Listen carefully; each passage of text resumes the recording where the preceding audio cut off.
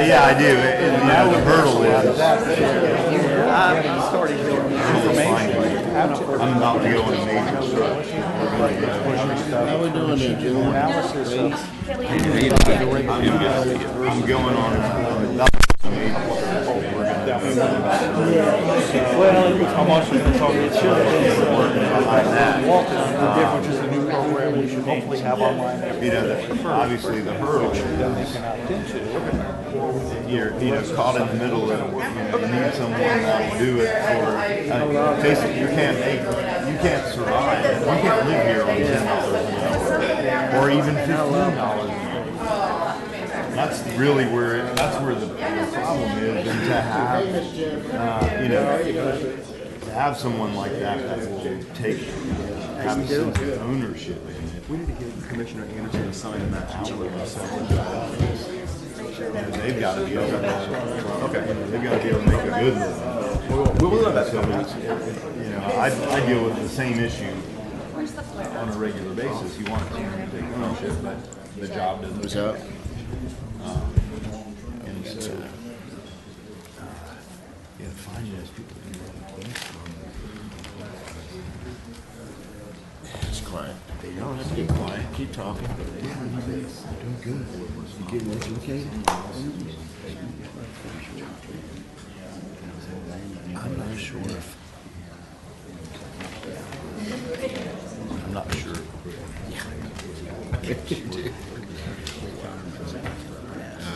You got that right.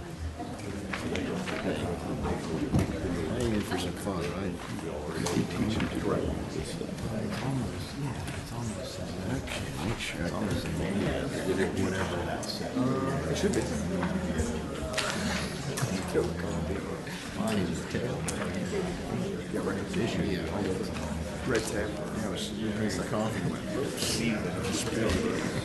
It's almost like I see this in 3 years. You're getting to get to where you want to be. So I'm not going to do it. Sign it to the There's too many other things. Absolutely not. It's not going to grow. Who we missing? We got everybody? If you just, This is all? now that you have it, at least that, you may think of something as time goes by. It's not 9 yet, is it? No.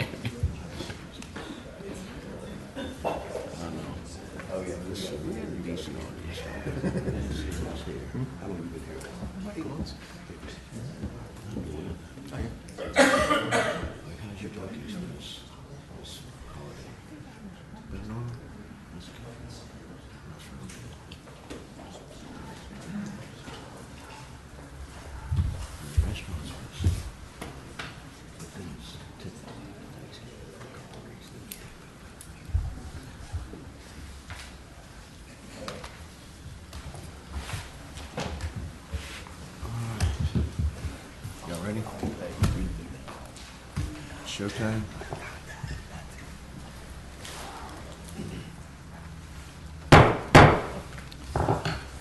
Good morning, everyone. We start the Tourist Development Council meeting on December 6th at 9 o'clock. I'd like to have the director come up for a minute, please. Good morning, Mr. Chairman. Good morning, council members. I just wanted to give a little update before we started the meeting. We obviously have a new chair and vice chair, so welcome, Mr. Norris, as chair again. And then I'd like to also welcome Commissioner Anderson as vice chair. The BCC selected these two gentlemen as the chair and vice chair at the last BCC meeting. And wanted to give an update also on the appointment or reappointment to the seats that are currently open. The BCC will be doing that at the meeting, the last meeting in December. So we will have that, and then we'll be notifying everybody at that point for the next meeting in February. So I just want to give a little update on that. Okay. Thank you, Jay. You're welcome. All right, if everyone would, make sure your phones are on silent or off. And we'll have the invocation and the pledge, if everybody would stand. My heads. Our Heavenly Father, we ask for your guidance today for this board as we work together with our community and businesses and tourists to accomplish our goals for the benefit of all. In Jesus' name we pray. Amen. Amen. Pledge allegiance to the flag of the United States of America and to the republic for which it stands, one nation, under God, indivisible, with liberty and justice for all. Thank you.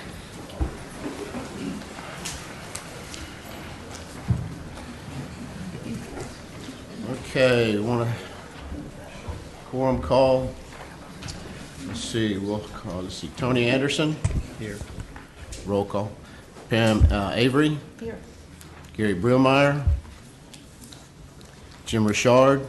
Here. Kurt Tate. Here. Brian Christensen. Jennifer Frost. Here. And Tim Norris, present. All right, we have a quorum. All right, let's see. Any public comment or agenda items? Does anybody from the public have any comments or on the agenda items at this time? Okay, if no one does, then we'll move on. All right, we have the minutes to approve. Make a motion to approve the minutes. All right, we have a motion. We have a second. Second. We have a second. Kurt, all in favor say aye. Aye. Those opposed, like sign. Motion carries. Thank you. Okay, financial report. Liz. Good morning. I will be presenting the financial information in Jason's absence this time to go ahead and look. We got the October numbers in late last week, so you'll see those on your slide. Just to look at those the revenue figures. We've got 1 month of expenses that have hit. We've got 1 month of expenses that have hit. If you'll notice on your percentages, it's a very small percentage of the budget. One thing that does happen in October of every year, that is the month that when payroll hits, they adjust the prior year's portion back. So that does make quite a bit of a difference once they make that entry. So that's one of the reasons that looks so low. And a lot of the invoices, like the Zender bills, things that come in for October, actually they're not going to get paid until November, December. So when you look at it and you see such small percentages, that's normally why. If you go to the next slide on the revenues and reserves, there is an increase in the reserves in October over September of $1,667,886. And that's a good thing. We're at the point during the year where the next 4 months of collections will normally show the dip. We've got the dip in collections just for the slower months. To look at the next one. The total, here we go. October of fiscal year 17 had a 23, I'm sorry, we got 16 up right now. Go back to October. There we go. October of fiscal year 17 had a 23.94% increase over October of fiscal year 16 for the collections. And on this slide, one thing that really stood out to me is if you go back and look at fiscal year 14, you had total October collections of $760,321.79. So when you look at the 14 to 17 increase, you're looking at an 82%. That number really did stand out to me in just that 3-year increase. All right, for fiscal year 16, this is really what I wanted to get to, were the fiscal year 16 reserve. Since we have hit the last month of collections, we have got go to the next one real quick. There's the That's it? Okay, let me go through the reserves. In your budget and brief, you've got the fiscal year 16 total reserves of $42,932,343. Just to go over where we're at between October of 15 and October of 16, the fiscal year 15 reserves ended at just over $53 million.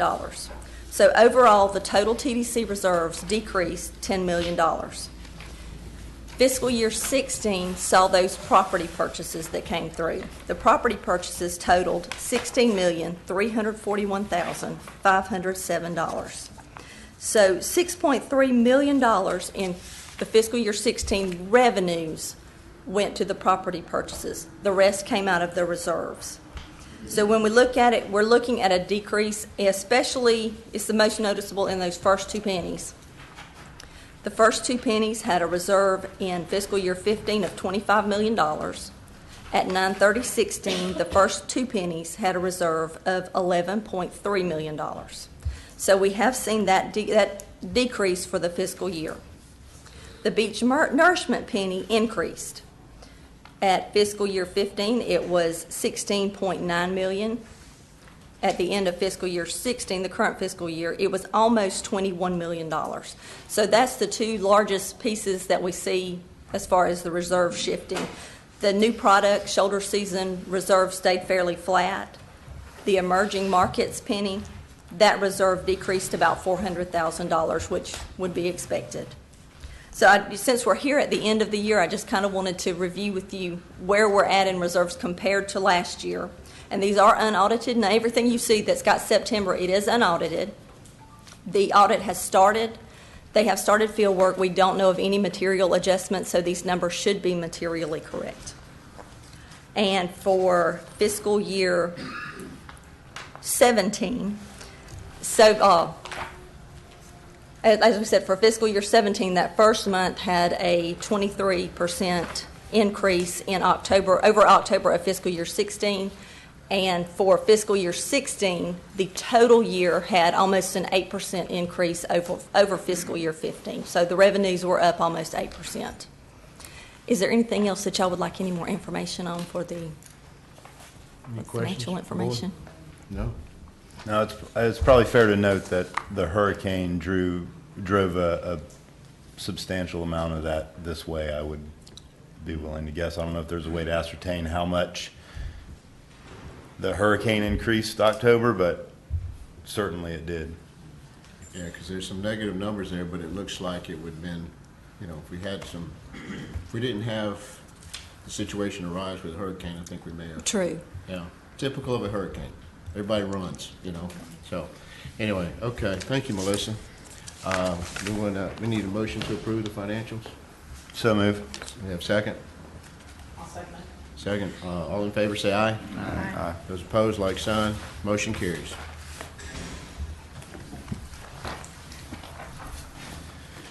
Okay. New business. Morning. Mayor. Good morning. For the record, Pamela Watkins, Director of Sales. At the last TDC meeting, we brought up the event sponsorship grant dollars. For 2017, we have $525,000, and our proposal at that time was to bring that program in-house and use our agency of record. At that time, Commissioner Jones asked that we take this back to the events committee and to the marketing committee and have discussion and see what they thought.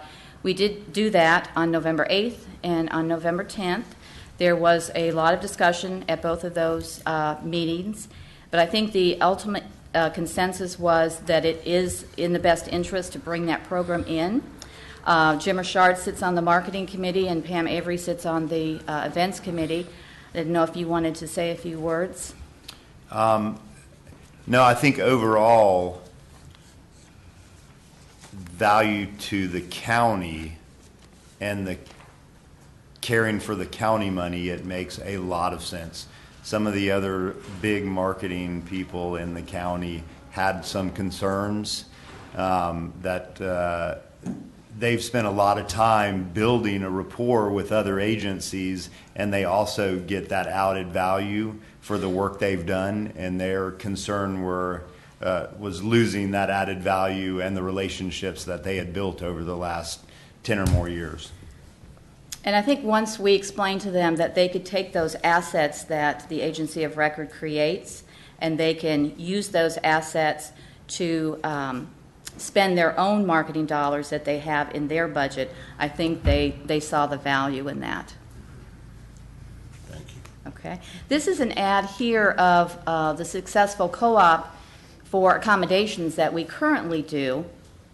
And it's, very successful. We spend thousands of dollars on ads and only charge our bed tax collectors between $250 and $500 to put their insert in that ad.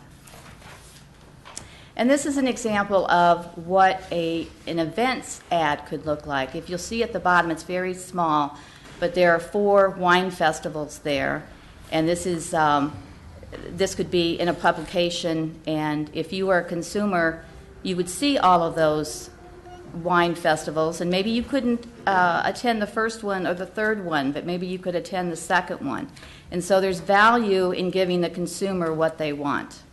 And you'll see the insert at the bottom. It does show that we have a beach, and next to that is shows wine.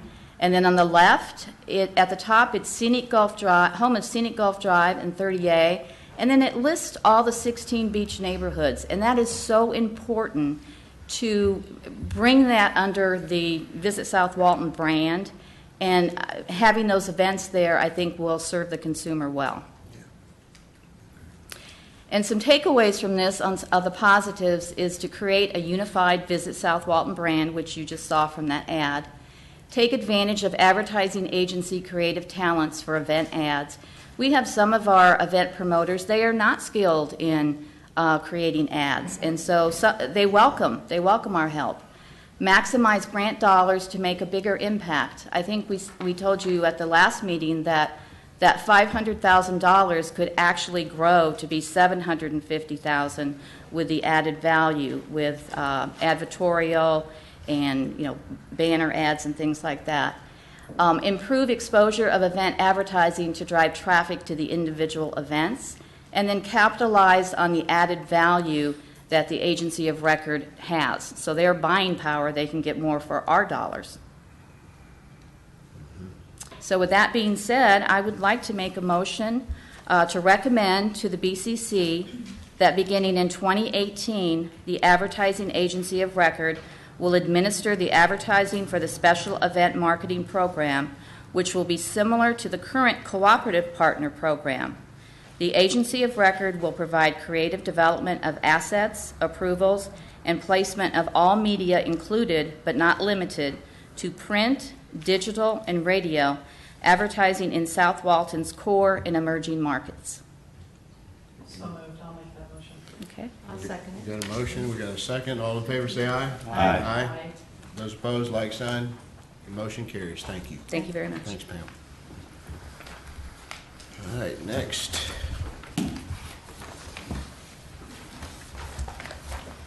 Good morning, council members. morning. Commissioner, welcome aboard. Thank you. I'm Brian Kellenberger, Director of Beach Operations. Appreciate your time this morning to discuss beach-related code revision recommendations. Before we get started with the actual presentation, I'd like to go through a little history of how we got here and how we gathered the info and then the explanation of the outline. So the history is when I came on board a couple of years or 3 years ago, I was tasked with creating or trying to capture the elusive target of harmony on the beach. So we went through several steps, public workshops and all that, and over the last couple of years, it's been a recurring request to come back to the different advisory boards and the decision board of the Board of County Commissioners with what we believe are viable code revision recommendations that might be able to obtain that harmony on the beach. So last year we brought back some information. The Board of County Commissioners decided not to take any changes and asked us to come back again at the end of 2016, which we did. And so part of that process was having what we call beach vending workshops. At the end of the year, we have postseason beach vending workshops that are open to everybody, specifically geared to the vendors to come in and provide input on what was good, what was bad, and what can be done differently. And then we also this year had an additional general beach workshop for, once again, more public input on all things beach. So we gathered all that information. Of course, we also take our annual activity report, which includes complaint forms, a compilation of all the contacts we have on the beach and what type of contacts those are and the disposition of those contacts. And we gather all that information into this document that we call the annual report that includes recommendations. Brought that back to you October 4th. Y'all, or the board requested that we go back to our beach management committee to get further input, which we did. We had a meeting there September 1st, and then another meeting on November 1st, and then on November 21st. The November 21st meeting was a good meeting, lasted about 3 hours. We had a robust discussion, and it brought forth more ideas that had not been presented at previous meetings. So that's kind of how we got to this document here that has the recommendations. The first couple of pages are, once again, that history, kind of a narrative of our meetings. If you go to page 4, we get to what is called the second paragraph there, recommendations. And on this outline, also I'd like to explain that this information is, I feel, and we as the TDC feel that our job is to present to you factual information for you as an advisory board to make a decision and recommendation to the BCC to make final decision. We do not advocate any one of these options. They're like I say, they're expressed as options for you to decide and then move forward to the BCC for a final decision. One of the things that did come out of the November 21st meeting was kind of a consensus on let's make sure that we include an option that is leave the code as it is right now. As you know, the Board County Commission has made some changes this year by increasing our resources. We're adding 6 new code enforcement officers. Those ads right now, employment ads are out. We expect to fill those in the January month. We also are getting 4 beach ambassadors, 2 full-time and 2 part-time, and that'll supplement our single beach ambassador we have now. So we'll have 5 beach ambassadors that will be on the beach from March until October. And then the full-time employees will, during the winter months, use that for educational time to get out to bed tax collectors and further educate on beach-rated codes and just general beach etiquette. Once again, chasing that elusive beach harmony. So this outline I have here, if you look at it, it's structured in numbers, small cap letters, and then further small cap letters. The numbers, primary bullet point, is the actual section of the code that we're looking at. The next level of outline, which would be lowercase alphabet, would be the subsections or different sections of that portion of the code that we're referring to. And then the next level of Roman numerals is options. And so, like I said, we want to make sure that you have options to discuss as opposed to us bringing one recommendation, because that would insinuate that that's our recommendation. And really, we are fact finders and presenters of information for advisory boards to make a final determination on, and then BCC to either make a determination on and adopt a revision to the code. So, any questions to this point? Yes, sir. I just wanted to make a comment as regards the process or the history, because when I first came on the TDC board, I was on the Beach Management Committee, and I particularly wanted to be on it because of this issue. Yes, sir. But this issue was not part of the beach management responsibility. That responsibility was in the hands of the Destination Improvement Committee, which I asked for and was able to move to the next year. So the past 2 years, I've been on the Destination Improvements Committee. Yes, sir. Both last year, when we made recommendations that the county commission didn't take action on, and then this year, starting in May, you're part of that committee as well, as is Lee Moore, we made very specific recommendations that we thought were, Yes, sir. were the best based on the information we had. And we're talking about 2 years, we're talking about looking at this thing, so not saying the beach management shouldn't have anything to say about it. Obviously, the more information, whatever, the better the situation. But I think that we worked on it a significant amount to try to come up with the best specific recommendations, which are part of what you have here. In other words, I'll give you the example of the first section where it says 1 beach vendor or 1 to 3 beach vendors. Our recommendation, because of management, because of the ability to enforce the code, 1 at each regional beach access would be right, but no vendor should get more than 1, at least on the initial program. Correct. Another thing we specifically recommended that Grayton Beach be included, even though it wasn't specifically a regional beach access, whatever. I just wanted to make the point that we did have specific recommendations, and I think what you're doing is the right way. Let's have some options in there, but I do think that something needs to be done. Maybe one of the options is not do anything, but I think that's a bad option. But anyway, I just wanted to make that point of our continued involvement over the last couple of years in trying to come up with a plan. Yes, sir. Okay. Could I ask, how many visitors did we have? How many visitors? Yeah, Jay? 3.6 million. 3.6. How many complaints did we have? I believe our complaint log has a little over 90 complaints on it. 90 complaints for Different types of complaints. 3.6 million. It seems remarkably small to me. I mean, you know, if it's not broken, why fix it?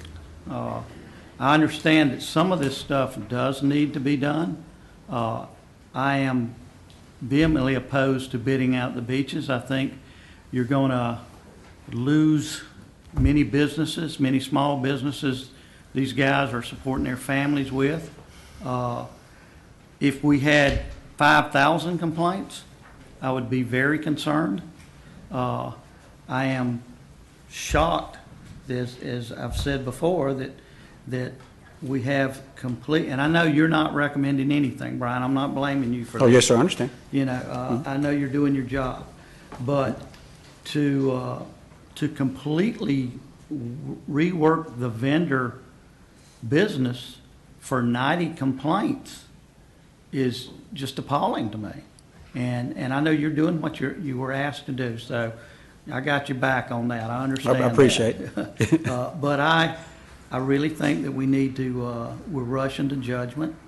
I think we need to slow the process down. I think we need to get the vendors more involved in it. And I really think that you know, 90 complaints is remarkably small. Yes, sir. All right. Thank you, Commissioner. And Kurt, why don't we do this? I know there's some public comment, and what I'd like to do for those of you who'd like to come up and state a case, I'd like to give you 3 minutes and come up and state the case. And so we've got this information here, Brian. I'd like to hear what they have to say. Okay. To give them a little time so we can kind of give us some ideas of what everybody's thinking. Yes, sir. All right, get us on the same page. Okay? Yes, sir.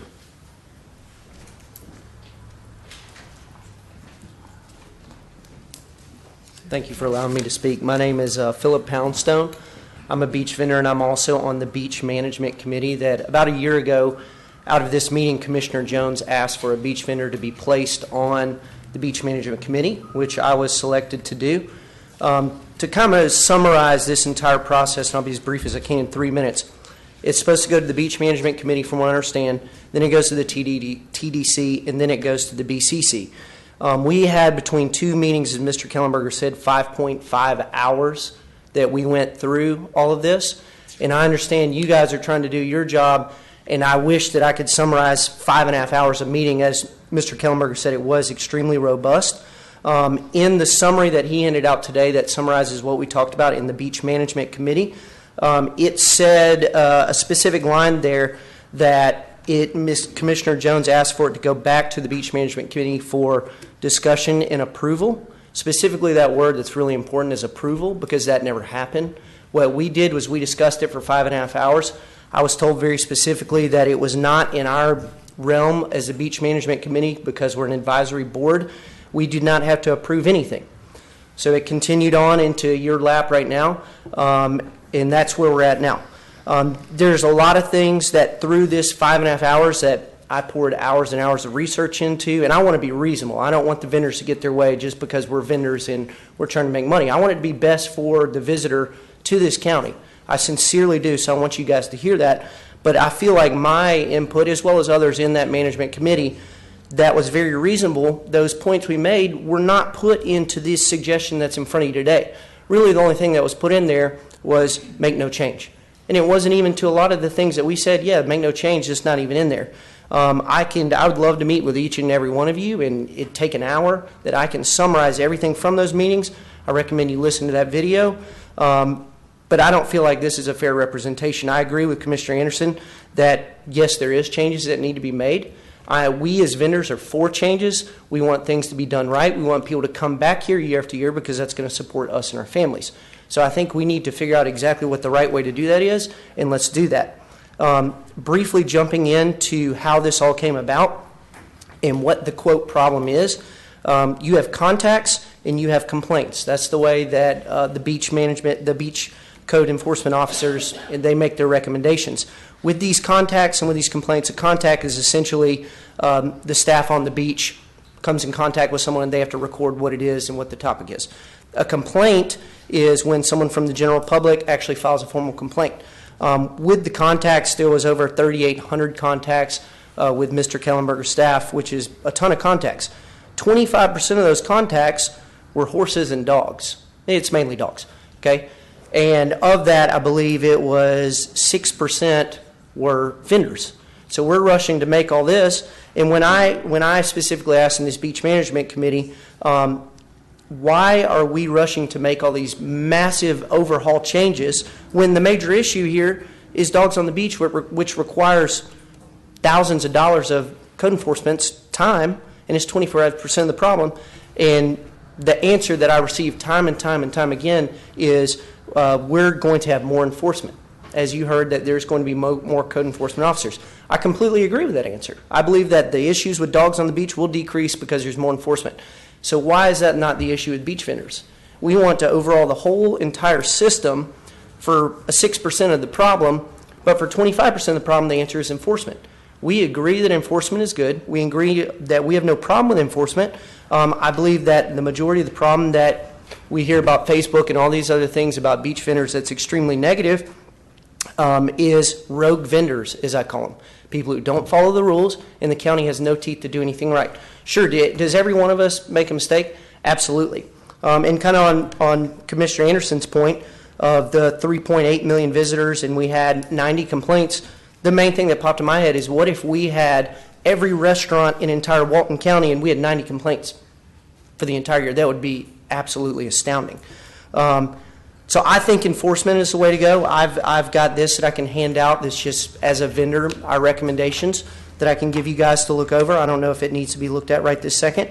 And yeah, that would be what we recommend. And also one key point that Mr. Kellenberger said was in 2015, the Board of County Commissioners, which is the say of the land, listening to the people, they made no change last year. And that's where I think it needs to stay, with a few recommendations that I think can make it better. So appreciate your time and appreciate your consideration. I'd like to meet with you. Could we see those? Absolutely. Give those to Lisa and she'll pass them this way. She needs a copy. Thank you. Thank you. Yes, sir.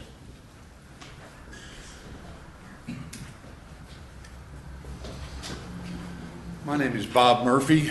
I'm a resident of Walton County, Grayton Beach. Been here since 1981. Have seen the beach change quite a bit. I want to thank you all for the time you put in trying to solve this problem, and I'll try to keep to 3 minutes. The problems with using your numbers of only 90 people complaining and 3.6 million visitors, to me as a resident of Grayton who's been there quite a lot, those 3.6 million people don't know how to complain. They come down and see the whole beach lined with umbrellas and chairs and can't get to the water, and they say, oh, well, I need to rent a chair. So they rent a chair to get access to the beach. And people who don't have the financial capability to spend that much money every day are set further back from the beach, can't get there. As far as the time concerned, and I see in the recommendations having a little 6-foot area between areas of beaches, of umbrellas to get access to the water is an excellent idea, because there are times when you can't even get there. You say, you know, you have the turtle watch, you have the people trying to get there early. I've been down there at 6:30 in the morning, and you have people coming down trying to get that outlet at Grayton where the lake comes out to beat the vendors who already have 40 chairs out. This is really not what we want to do. We don't want to be a Sandestin where the hotels own the beach and you can't get there unless you rent a chair. This is Walton County. This is a special place. We need to try to walk that thin line between let's let everybody make money off of all these 3.6 million people, and let's protect it for the residents of Walton County who also try to get to the beach and can't afford to rent the chairs. Mr. Murphy, I agree with you. There needs to be a cooperation between the vendors, the TDC, and the locals. But the TDC's business is a good quality time for our visitors.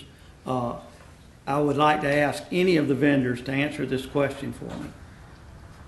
Who rents your chairs? The tourists. The tourists. So, do they rent them the day they get here, or do they call in advance? Most of them. So. But are these determined out of the 90? My question: out of the 90 people who complained, how many were visitors and how many are residents of Walton County? You'd have to ask Brian that question. I have no idea. I don't have that breakdown right now. I mean, I'm just saying that the people who hear I that know how to understand. complain are more apt to call than somebody who comes down for a week and says, gee, I don't know, maybe I'll go to Panama City next year, or maybe I'll go to the East Coast next year. Well, we've got to have some type of situation where it works for everybody. I prefaced my comments by saying I appreciate some of it. these things in here I've said I agree with, and I've talked to Brian about them. But to totally change what we're doing when it is successful. Now, I agree with you. I like to sit on the front row of the beach too, and don't get to very often. But I also understand that that is the economic base of this county, and we have to consider the tourists, how they feel. I don't want to shut the locals out. I'm a local. I grew up here. I grew up on these beaches. I've walked from Destin all the way to Panama City. So, you know, but what I'm saying is I think this needs more work. I'm just saying that you don't just leave it as it is, because there are certain issues that really need to be addressed. I think you're right, and I've talked to the TDC director, and I think the two biggest things we have is the rush to the beach, getting there first, That's a problem. and the ghost sets. And Yes. that's the biggest problem we have, besides a few other small minor details. And I have talked to the enforcement officer on the beach who tells me that they go down there and see the chairs not thing, and the guys come down and say, oh yeah, Mr. Smith has it rented and we'll put a sticker on it. Well, until Mr. Jones rents it, and then they take Mr. Smith off and put Mr. Jones down. And with more code enforcement, hopefully, that will some of that will help. We've hired more people to I understand enforce that, and the I appreciate code. your work. I'm just saying, And we're not giving that a chance to work yet. I'm not saying if we accept all of these things, that I'm not saying I'll be against that, but I just think it needs more work. access to a way to walk along the water where you're not stepping on everybody there, I agree. and a way to get to the water, even if you're back away from it. Yeah, I agree. and from the toe of the dune, giving room for emergency, but that's all perfectly reasonable And stuff. That's in here, Yes. and I agree with those things.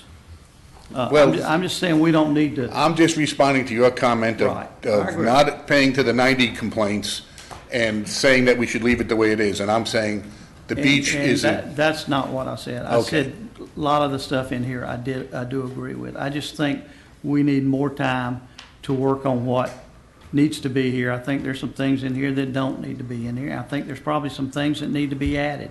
Well, yeah, and I have comments on more, but I'm not going to take any more of your time. Thank you. Thank you, Mr. Murphy. Anyone else on public comments? Yes, ma'am.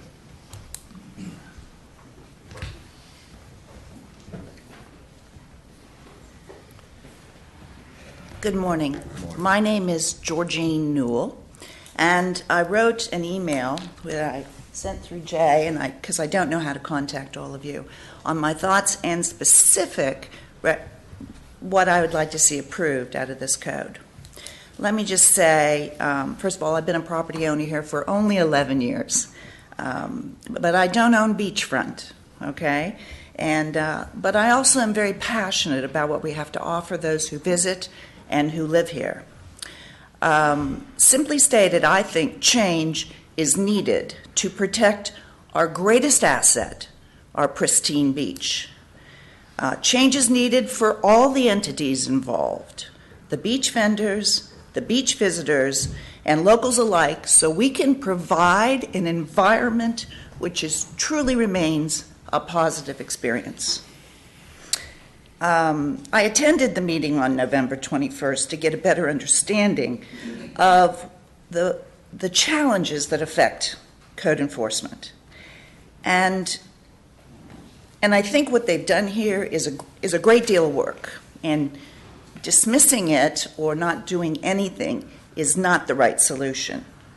I believe we need to tighten the language and remove the ambiguity so that code enforcement, even with additional resources, can really do their job. Right now, they are basically, tied up because they don't have enough clear language to know what to enforce or not to enforce. With regard to the number of complaints here, I don't think you guys have a CRM system that accurately can collect this matrix that you're basing a lot of decisions on. Again, I agree with the gentleman who lives in Grayton. These complaints are rarely come from our visitors because they don't know how to complain. So, a CRM system that accurately can capture, plus public education as to how to complain, because many people don't even know they can, it will give you a better matrix going on. I really can't believe that if any of you were anywhere near a public access beach during this summer, that you don't think there is a problem. So I respectfully request you take action on these recommendations. We can go forward, we can go back, but sideways or status quo is not acceptable. Thank you. Thank you, George. Anyone else from the audience? Yes, sir.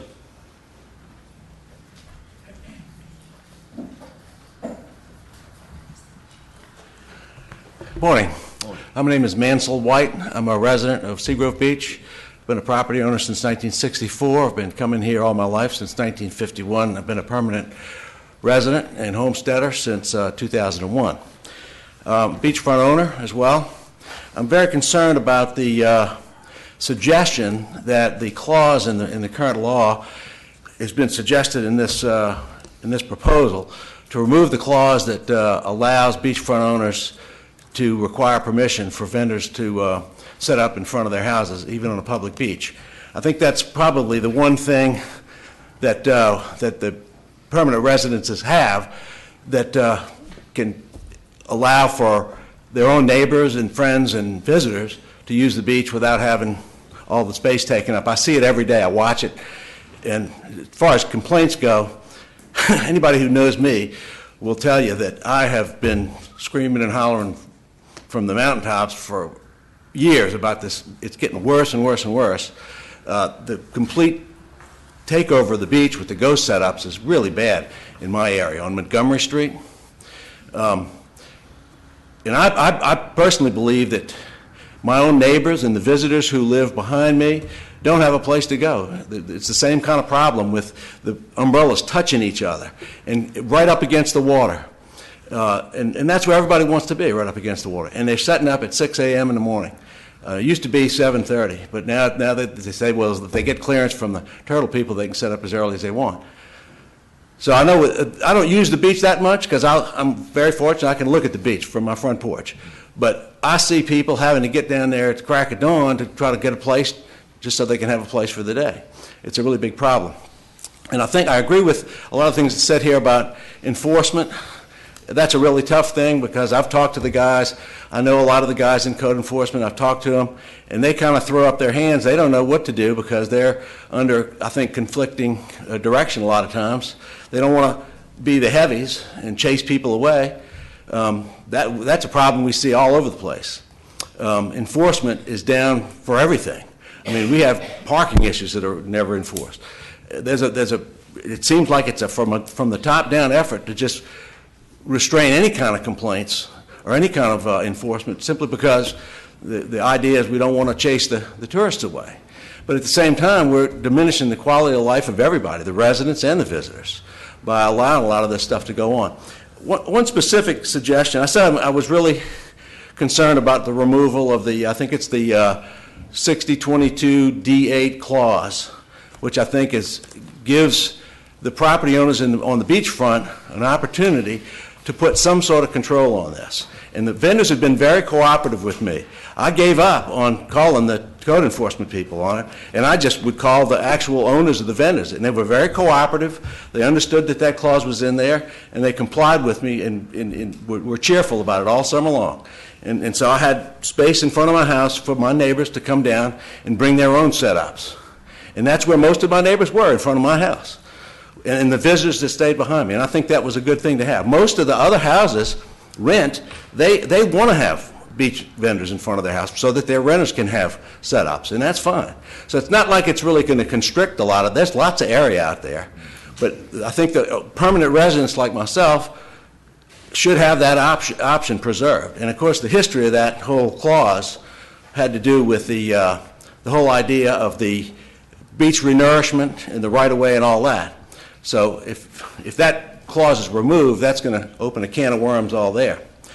One suggestion that's a little bit differently, talking about enforcement in general, everybody knows, you look on the beach, every single solitary person is talking on a cell phone. They've all got cell phones. Everybody. Be very simple to help the code enforcement people right away. At every access, both regional and neighborhood, there should be well-posted an email address where complaints and comments to the TDC enforcement people could be made.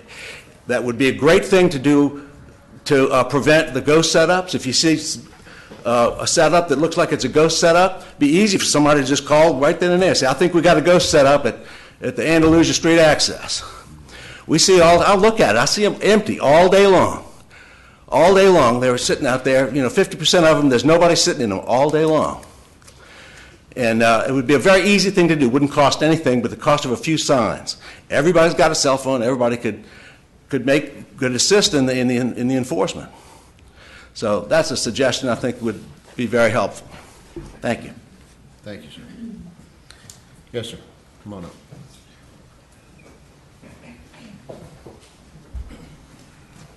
Good morning. My name is Jacob Watkins. I'm a current beach vendor here in Walton County.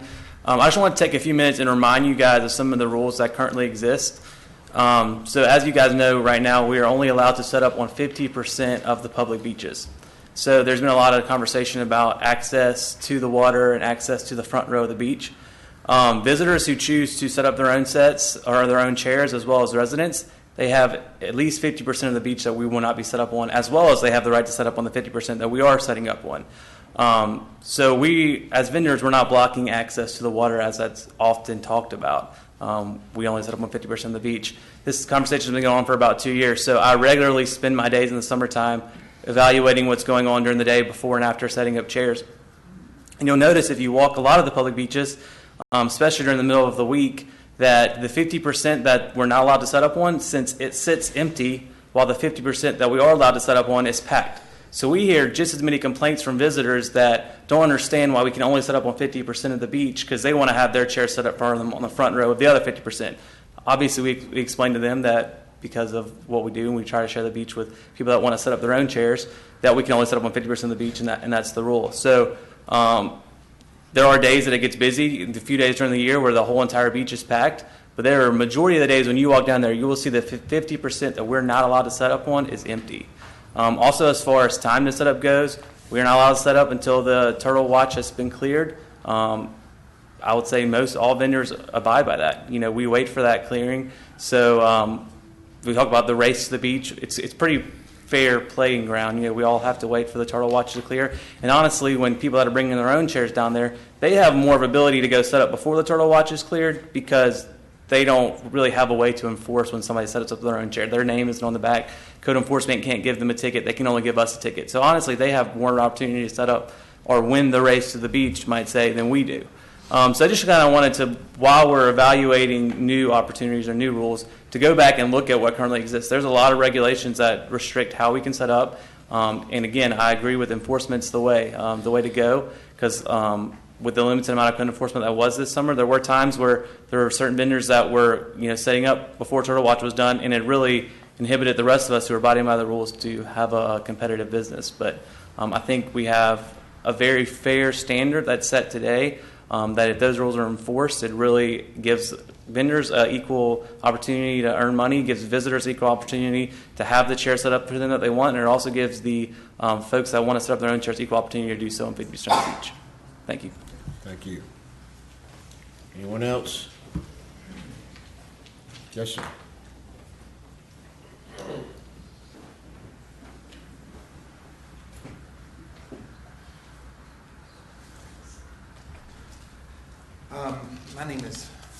My name is Chris Webb, and I'm a vendor here in Walton County, and I've owned property in Walton County since 1994.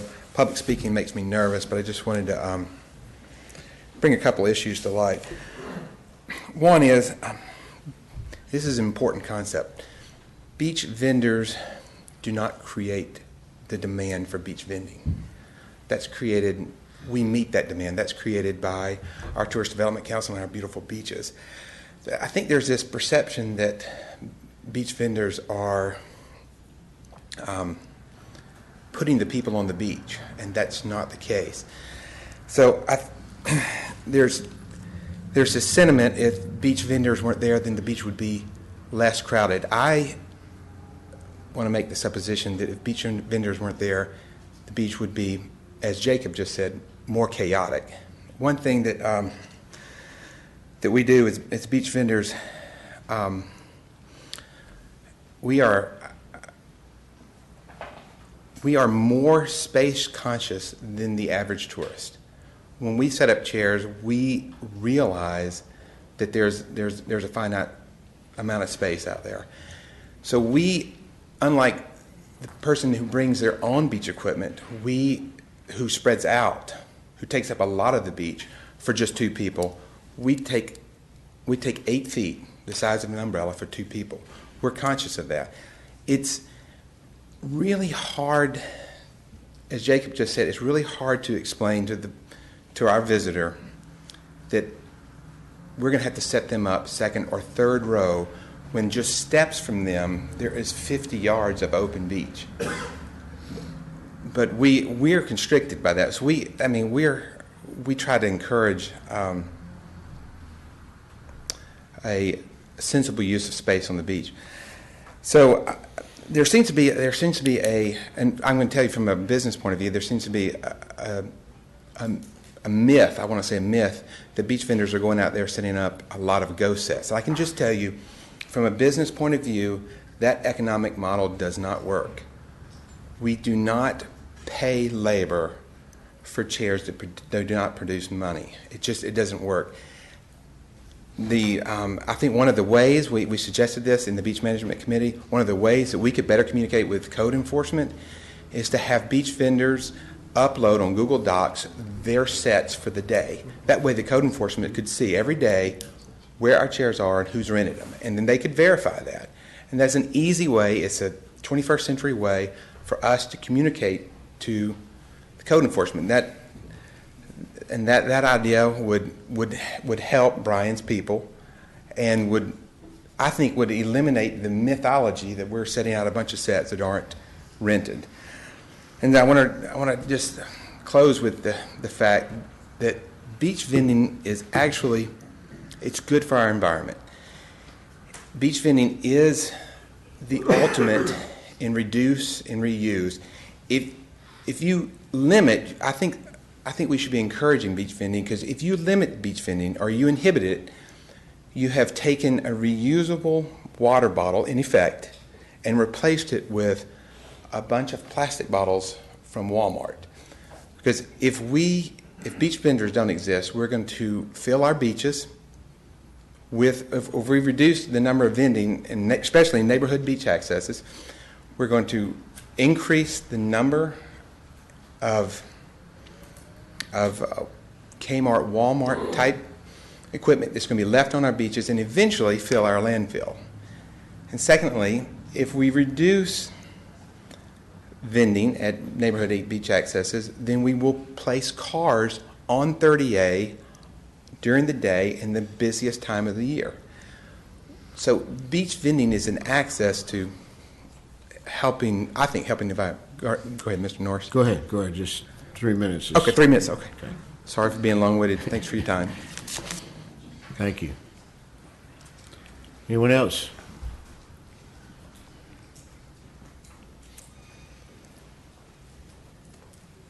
Hello, my name is Donna Johns. I, too, am a Walton County resident. I don't live on the beach, but I like to go to the beach. And I can tell you over the years, it has changed dramatically. And if something's not done now and not put off for another year or two, we're going to have really big problems. We already have really big problems. The 90 complaints that he mentioned does not encompass all of the complaints that I have seen on Walton County visioning alone. And I can tell you the ambiguity in the ordinance is a big problem, because it says it doesn't give them a definite number of feet to set back from the water's edge. And so the chairs are getting closer and closer to the water's edge. They're getting wider. I had requested a list of vendors several months ago from the county. We had 60-plus vendors. There's really nobody monitoring whether or not they're taking 50% of that space or not. And the last audit that was done on the beach vendors was when Martha Engel was in office, which was back in 2011. There's not been another audit since then, and that audit actually left a lot of things hanging. If you look at it, they weren't even sure that the $500 was being paid by the vendors. I am sure there are a lot of great vendors out there, but when you've got 60-plus vendors, there's got to be a lot that aren't so great. And if we could tighten up the verbiage in that ordinance and make sure that they're limited, and just because we have some empty spot on that beach, personally, I think that's fabulous. I don't want chairs on 100% of that beach. And I think that people that live here, as well as tourists that don't want to spend $60 or $80 or whatever it is dollars for a chair, should be able to bring their own chair. And I've seen it where the beach vendors have taken people's chairs and moved them if they've gone there too early. And they sit the chairs so close together. Years ago, and I used to have a picture on my Facebook page of the chairs that were beautiful. There were like 20 chairs spaced nicely apart, away from the water's edge, and it was beautiful. And now you look, and there's hundreds of chairs, and they're all crammed in there together, and it's a nightmare. And with TDC bringing more people to our area, it's going to be more and more and more of a nightmare if we don't do something drastic and do something now. And the fact of doing nothing is 100% not acceptable. Something has got to be done to diminish the big volume of problem that we're having for everybody, for all of us, for the locals and for the tourists. Thank you. Thank you, Don. Okay. Yes, sir.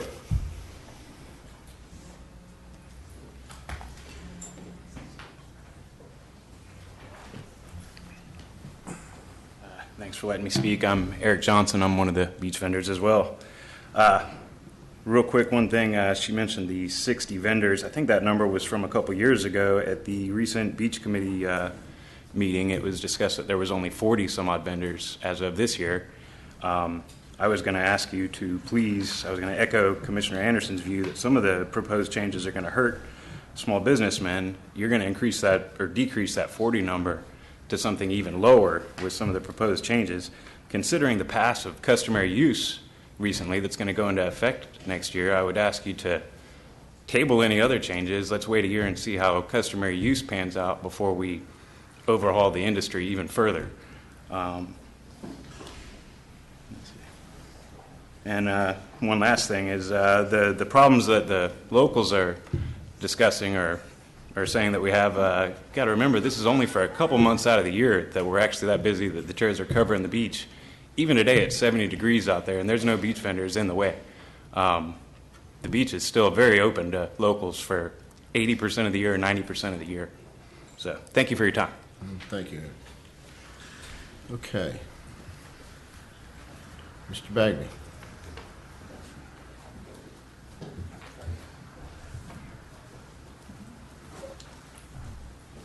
Jim Bagby, General Manager, 1 Seagrove Place. A couple of things we need to kind of put this in perspective. A, this problem's been ongoing.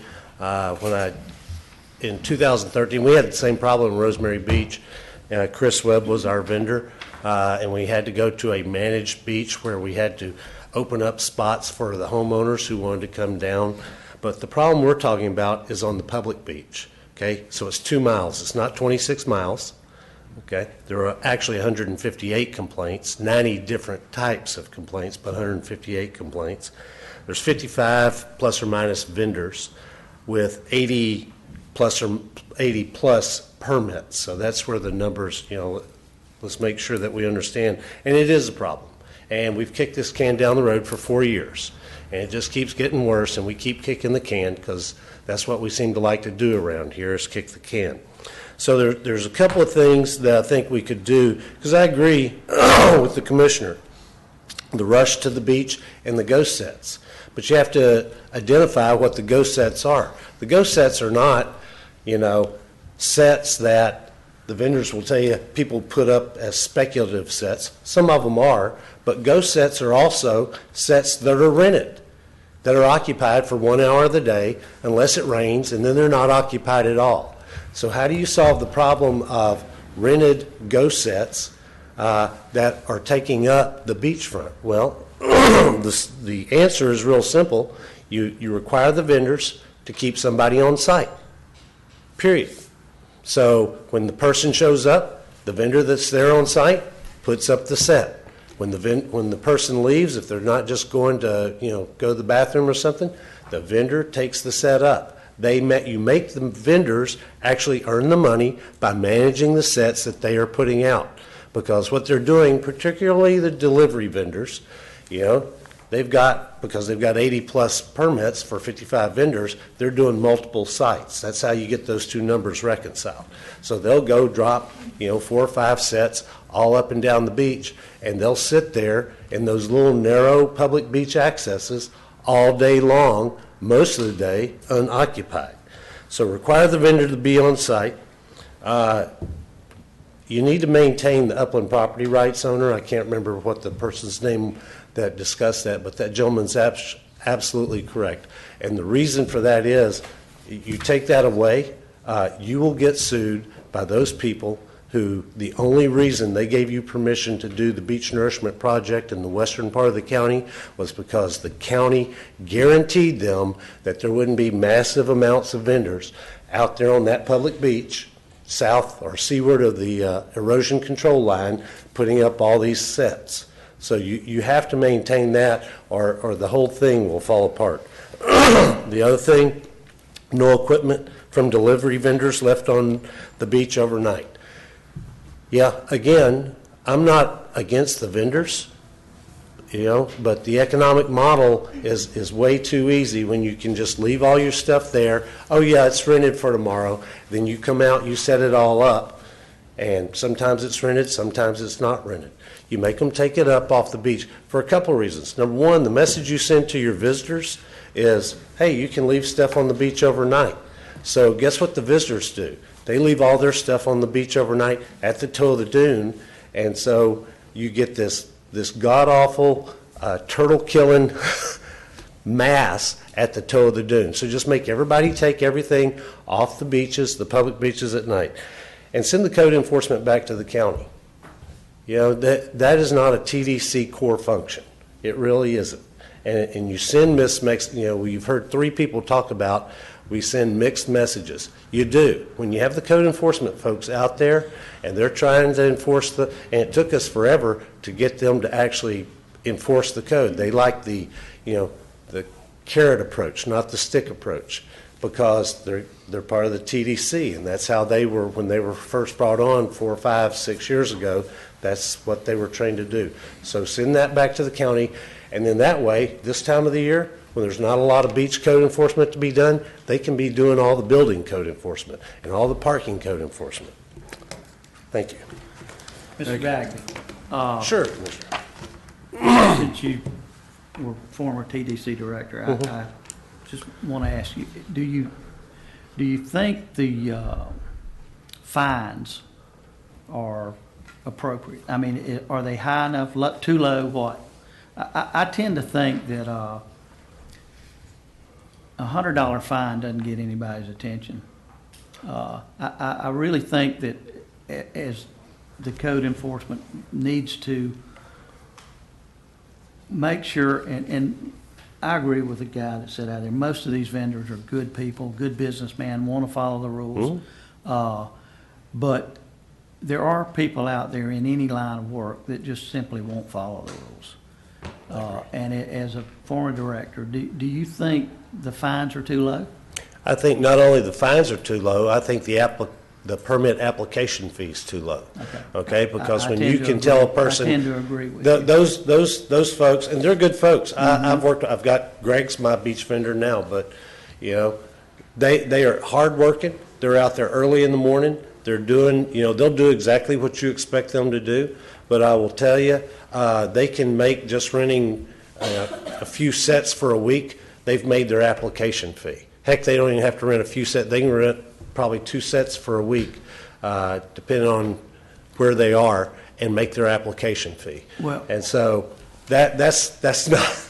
I'm not a big government regulation person. I know, and neither am I. One of the complaints I've had is that, especially towards the end of the year when they've made their profit, and guys out there, I'm not talking necessarily about you, but some of the vendors say, hey, I'll pay the fine.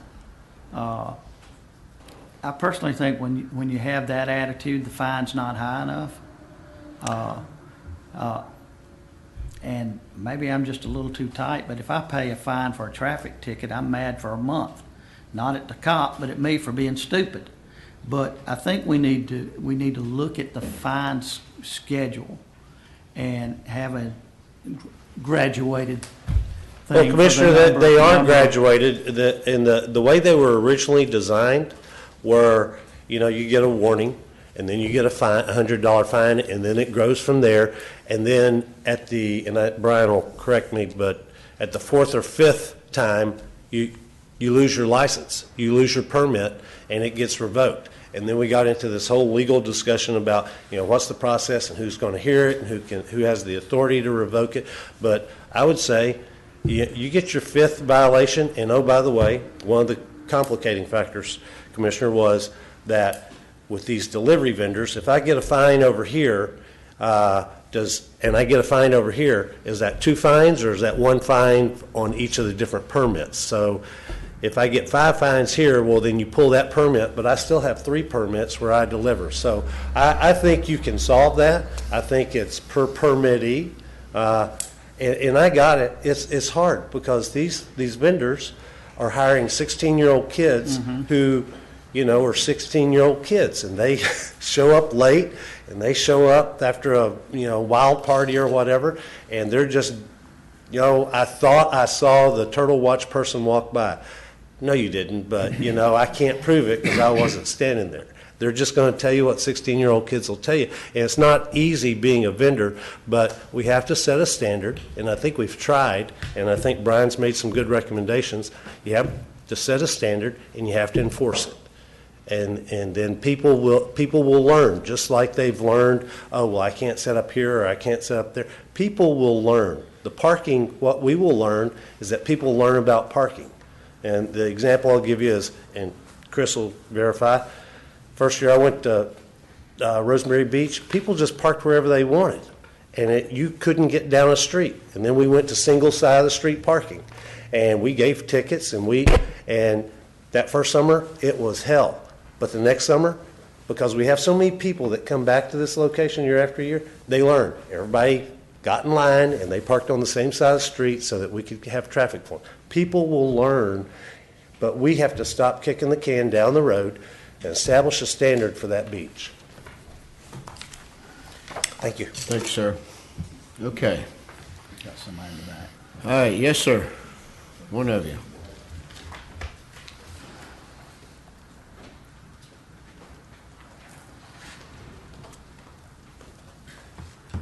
Good afternoon, Board. My name is Robert Morales. I'm a disabled veteran of the United States Air Force and a beach vendor. Obviously, the vendors are welcoming to change to better the community, but one of the things that did concern me is with change, I do plead that you take the health and safety of the vendor into consideration on these changes. Some of the ideas that were just proposed is when you're sitting there removing those chairs and umbrellas every single day from the beach, you're going to require an individual to move literally thousands of pounds up and down a boardwalk every single day.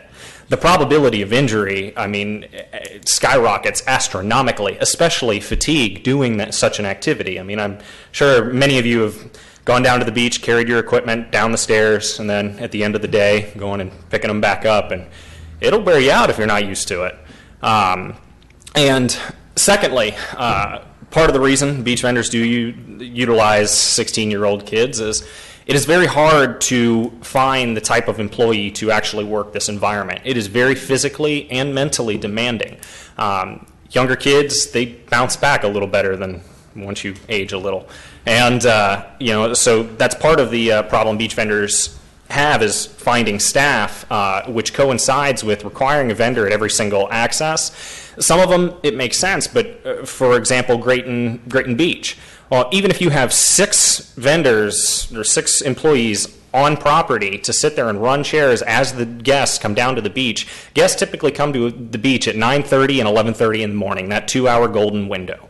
You will not stop running for those 2 hours, I promise you. And you're going to require these gentlemen to run up and down the beach in the warmest hours of the day at the hottest parts in the year at points, which, I mean, is another safety issue in guys falling out of heat stroke. There's reason football teams don't practice, past 12 p.m. is because of that exact reason. And unfortunately, when guests come down, they see what they want. They want it right then and there. They don't care if you're tired, if you're, you need to grab a bottle of water. They see it as you're not, providing me my service, and become disgruntled. And on top of, you're going to have further complications. People will want to see an open space, and they will want to try and, what I say, squeeze in places, set up in front of other people. You're going to create many confrontations between guests because of that issue. As Mr. Webb reiterated, when you organize a room, do you throw things on the floor all across, scattered? No, you organize the items and you put them in the certain places. The same can be said for the organizational pattern of the beach as far as organizing people in a more efficient way on utilizing the beach space. That's all I have. Thank you, sir. All right, one more. Yes, sir.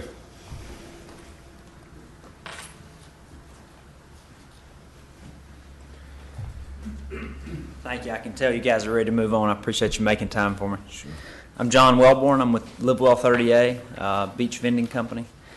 We've been in business for 9 years. I'm also a Gulffront homeowner, and I've been a visitor to this area for 30 years or so. Like my friend Mr. Webb, I'm not crazy about public speaking. I've been coming to these meetings for a long time and have never spoken. Just wanted to bring a few things up. One, I think we need to get a handle on just some definitions and getting clear on, instead of there being a back and forth between what's fact and what's not fact. For example, the ghost sets. Like Mr. Bagby said, can we all agree that very few people, if any, are doing the old kind of ghost sets? I think the TDC's done a good job at putting that to a stop. Nobody, I can tell you my company doesn't. I know most of these other vendors in here, they don't do it. It doesn't make sense to put out a set. What people used to do is put out a set in hopes that somebody would come along and see their logo and call the office and say, hey, we want to rent these chairs. It really doesn't happen anymore. So what we're talking about is chairs that are put out for a tourist who ordered those things a month in advance, and they want them down there all day. So we need to determine as a group, is that acceptable or not? Let's make a decision. And if I'm a tourist going to, let's just say I'm going to the Keys next week. If I spend $200 for a set of chairs, I don't want to have them pulled on and off. So I would just encourage you to put yourself in the position of the tourist. Does it really make sense to pull them on and off and on and off as that customer goes to lunch or as that customer goes on a walk? I mean, when I go on a beach walk, I go for 2 hours sometimes. Does that mean the vendor needs to come and get my chairs and pull them off while I'm on a walk and then bring them back that doesn't make any sense. Most of these problems to me seems like to me we're talking about 18 weeks. We're talking about 18 weeks when we have this issue. I think most people would agree with that. It's spring break, which is about May 15th to about April 15th. And it's about, April 15th through March 15th through April 15th. And then about May 15th to about August 15th. And then maybe Labor Day. That's really what we're talking about. We lead these meetings every time with these incredible statistics about how the marketing's doing and how the revenue's improving. So you look at that and you go, it's clear to me that that's why we're here. We're here for these tourists. We're here to make money. And it seems like we're doing a great job. So it just seems to me we need to make a determination of who are we here for? Are we here to increase these revenue dollars that we lead these meetings with every month? Or are we here to serve the let's just call it 10 or 15% of the locals who seem to be upset about the fact that 18 weeks a year it's not a perfect situation on the beach. For the most part, the lady who spoke earlier, she's right. We do have a problem. I just feel like it gets put on the vendors. The problem is 18 weeks of the year, we have more people that want to use the beach than we have beach available. And I'm not saying that's not a problem. I just think it's unfair to come down on the vendors in this kind of way. It's clear that the vendors don't like these changes. Make us beach ambassadors. Nobody wants this place to thrive more than the vendors. Flip this thing around. Take this thing from a negative, make it a positive. Allow us to come to a class once a year during the off season. Learn how to be more courteous to locals who clearly have an issue with us. Learn how to greet the guests who are here locally. Learn how to tell them some things that maybe we're not already doing. Make us ambassadors for this community. I know my guys do it. They're already doing it. No reason all the guys on the beach couldn't be ambassadors and a really positive thing for the community. Instead of this clash every time between us and the locals, make it where we're adding value to this community. Because I know most of us are. Maybe we can make it where it's a more comprehensive effort and something that's, something that you guys can more easily see that we're an asset to the community. Mr. Bagby spoke earlier about, and I'm not picking on you, Mr. Bagby. I just wanted to be clear. There seems to be by a percentage of locals that there is this negative connotation about beach vendors, that they're beach guys or beach bums. And Mr. Bagby referred to them as 16-year-old kids who've probably been out partying the night before. I have 75 kids from Alabama, Auburn, Georgia, Ole Miss, University of Kentucky, University of Texas, University of Oklahoma. 75 of them coming in January to try out for 15 spots on my team. And I can tell you, not saying they don't have a little fun on the weekends, but for the most part, they're here for serious business, and they know that if they do not perform or if they cost me a $500 fine, they're going home, and there's going to be another kid who's ready to jump in their place. So one of the things I would say is this view of the beach vendor, maybe that changed a little bit. Maybe if people saw exactly who was representing these different, the companies have changed in the last. I've been here 10 years. Since I've been here, the professionalism has gone way up, and I think it continued to go up. And so that'd be the primary thing I want to say. the gentleman earlier mentioned, and I just got two more things. One is, I think, technology. Somebody mentioned that earlier. I think that can be a huge part of on the nice boardwalk signs we have. Why couldn't we have one of them say, hey, the email address for Walton County is, whatever. If you have a complaint, if you have something you'd like to say, email it over. That way we could get a more accurate reading on these complaints, and there couldn't be the excuse of, oh, well, they don't know how to complain. I can tell you, if you look at my Facebook page, if you look at Philip's Facebook page, if you look at TripAdvisor, I think you'll find we have a 4.7 out of 5 rating on Facebook through hundreds of reviews. I think that if you look at all the vendor sites, I think if you look at the Visit South Walton site, I think you would see most of those Facebook and online reviews are very positive. And the last thing, Mr. Murphy from Grayton Beach spoke. Grayton Beach has a ton of space available for individuals. Most of them are taken up by trucks. At Grayton Beach, does anybody, Jeff, do you know the footage that's available for vendors versus the public on Grayton Beach? You happen to know that? I don't know what the number is on it. If you had to ballpark it, 1,200 or so feet total. 1,200 feet total? Probably 600 feet. I just pulled that out of my head now. So Jeff, just ballparking, 600 feet for vendors and 600 feet for the public. 600 feet, that's, what is that, 2 football fields? That's not a little bit of space available for the public. So anyway, those are my points. Hope that was helpful, and hope we can work towards being an asset for you guys as opposed to this constant clash that I see. So thanks for your time. Great, thank you. Okay, board. I think what Mr. Bagley said is really the issue. The Go setups, I agree that any sensible businessman is not going to set up 6 sets for hoping people will come. But they are setting up reserve sets as early as they possibly can. And by, the last gentleman said, most people are showing up at 9:30. That's the problem. Even if you said, okay, they want to be there all day, well, if they start at 9:30, even if you don't pick them up and put them back down, at least you've given everybody equal access. And that's the biggest single problem. The public does not have equal access to the beach. Every member of the public, this is the public, this is everybody, should have equal access. When they come to that beach, they should have equal access to the next best space on that beach. Not somebody reserved it and paid the rent on that thing. Is the value in the chair or is the value in the space? We know the value's in the space. We know particularly if it's on the beach.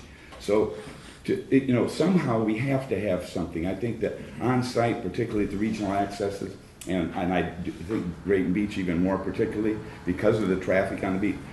My business is in Grayton Beach. Okay, I have 13 guest rooms. I have never supplied a chair for any one of them. I say go rent them for the vendors. We don't do it. Same thing with bicycles. I don't do it with bicycles because I want the people to rent the bikes. So I am for small business. I believe the vendors are valuable. I believe they are an asset and can be beneficial.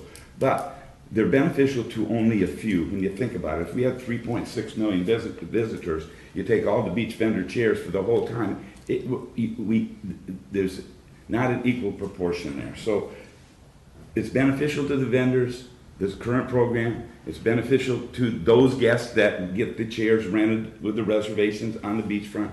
But to the rest of the people, it's not. And I'm not talking just locals, because I ask people, what did you like, what did you didn't like about the beach at Grayton? There are 2 things. Number one is all these beach chairs with nobody in them. And that's the truth. Most times you go to the beach, at least 50% of those chairs are vacant. Almost always. If we're going to push this thing down the road, then we need to get Philip Downs' outfit to do a survey, and do a survey that includes tourists, includes locals, because I think then we'll find out the real answer. But the bottom line is we cannot deprive the public access to the beach in favor of private businesses. It's just wrong. It's almost immoral in my view. So that's the thing that needs to be done. There may be different ways to do it. The recommendations that Brian put forth say, one vendor for access, that puts a person on, it requires a person to be there. I think it's a better business model because you're only setting up for people that actually show up. Because some of your renters are not going to show up every day. You know, but that's not my business, so I'm not gonna say it would. I think it could be. So whatever we do, we should be making it possible for every single member of the public to access the beach equally. Otherwise, it's unfair to everybody except the vendors and those few people renting those chairs. That's Okay, all right, we're gonna move forward. We've got some recommendations from the committee, and we want to go through these and decide which we might want to recommend to take to the BCC.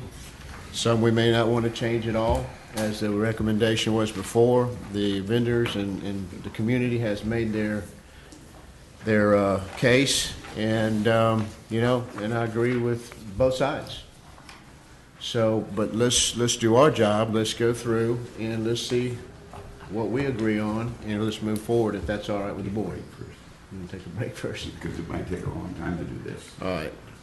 Let's take a 5-minute break. It is 10:20, 1:26. Be back at 10:31. With the Beach Management Committee, and it was approved, or I'm sorry, Destination Improvement Committee, and it was approved to move forward unanimously. And what this is a HDPE, basically a very close-knit web, and it allows a person that is mobility impaired to be able to traverse across the sand.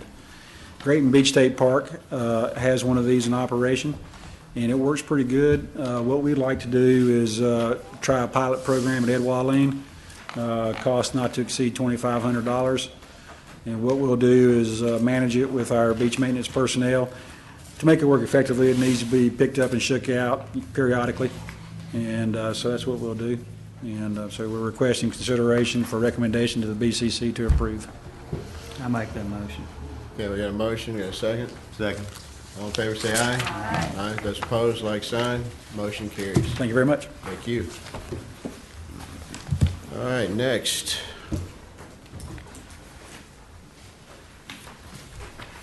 We have Lee Moore.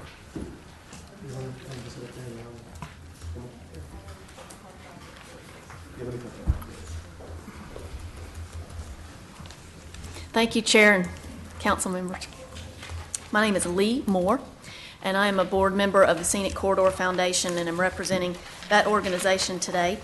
And we're coming before you with the same item that we did at the last meeting, requesting consideration for some funding of part of a project to increase the maintenance level of the medians along US 98 in South Walton.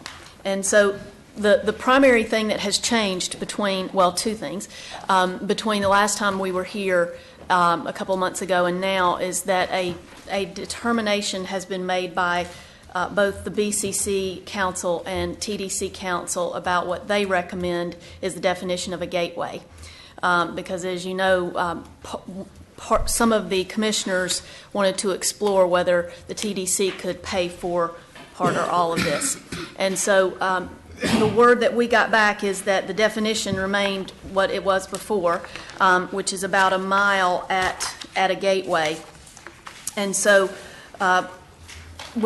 we participated with Jay and Clay in looking at what that would mean.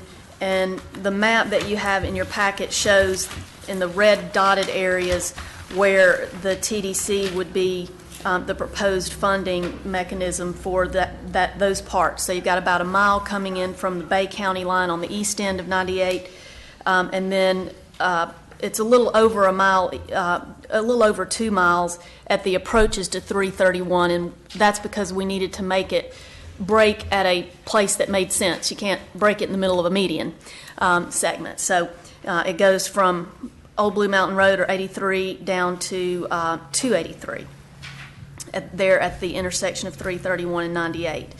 And then, of course, as we discussed the previous meeting, the Miramar Beach area is undergoing a roadway widening project, and DOT did not want anybody taking over the maintenance of that until that's done. So we're looking at probably 5 to 6 years from now, from the county needing to even consider that, because the roadway project will take about 3 to 4 years, and then they'll come back and landscape it, and they'll handle it while that landscaping is being done. So the other change is that when we got the clear definition of what the split would be, and Jay, do you want to talk about that before we move forward with the cost figures about the gateway issue? Thank you, Lee. Just as Lee mentioned earlier, at the last meeting, we kind of left it that I would talk to both TDC Council and Walton County Council, and we had a meeting, and we defined what the gateways were, and we were all comfortable with the TDC financing the gateways. And like Lee just mentioned, that's about 2.5 miles at the 331 corridor, and then coming in on both the Bay and Okaloosa counties. And right now, what's being proposed does not include the Okaloosa County line, just because they get ready to start that construction. So that's actually several years away that we'd have to look at funding that with the construction, and then the state would maintain the landscaping and maintenance for 2 years after that. So we're looking at 4 or 5 years out for that area. So again, in the conversations that I had with both legal counsels, we're all good with the funding for the gateways. So when we went back to the firm that was giving us these budget level estimates, we understand that this would have to be bid out if the county decides to move forward. When we gave them those clear definitions of what the split would be in the funding, the proposed split, they came back to us with new numbers that were split based on those geographies. And they also, there were some errors in their estimates prior to this that they uncovered. The biggest one was that they had left the rights of way in for that segment from 395 to Watersound Parkway that we were proposing to leave with FDOT. So we still had a significant cost in there that we were not aware was there. And that kind of made sense because in all these talks about this gateway definition, Mark Davis had mentioned to us that our quote seemed really high based on neighboring projects or areas that are doing this. So that made a lot of sense when we found out that there were some errors in the estimate. So the numbers that you had in your agenda packet are the new numbers. And the other thing we did is that Brian Kellenberger asked us to look at what this would look like on a month-by-month basis. And so we worked with Brightview, who provided the budget estimate here. And that spreadsheet that you have, there are 3 components to it. That middle section is what the cycles would look like for the partial year of this fiscal year. And so it would start in March. The county will, if this goes forward, the county will determine all of this. This is just a proposal. Starting in March and going through September, the end of the fiscal year, you would have, you can see one cycle on the rights of way and one cycle in the center medians, mowing and edging and trash pickup. And then April, it goes to 2 center median cycles per month. And you maintain that through September. So we get a much higher level of maintenance there than we're seeing today. It's once a month at best, usually during the growing season. And so I think we will see a very much improved look. Now, from a cost perspective, when the estimate came down, the total cost for this fiscal year, so the 7 months, would be $146,000. So what we would have is the 3 basically agencies, FDOT, the TDC, and the Board of County Commissioners participating in the funding for this. DOT's contribution estimate that they gave us was about $45,000. And then based on the gateway definition, the TDC share would be just under $32,000. And then the county or BCC funded part would be about $69,000. And so we've got 3 agencies sharing the cost. It lessens the burden on each individual agency. And then below that, the third part of the spreadsheet is what the remainder of the year would look like. So come the next fiscal year, if it were a full yearly loaded cost, you have those figures below. So it would be about $206,000 total for a full year of cost. DOT would be contributing $60,000, the TDC $46,000, and Walton County just under $100,000. Now these are all high-level budget estimates.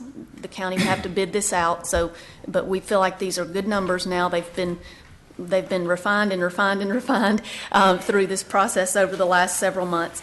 And so we just feel at the Scenic Corridor Foundation, this is something we've been pursuing for many, many years. We feel like this project's time has come. This is the entryway into anywhere that you want to go in South Walton.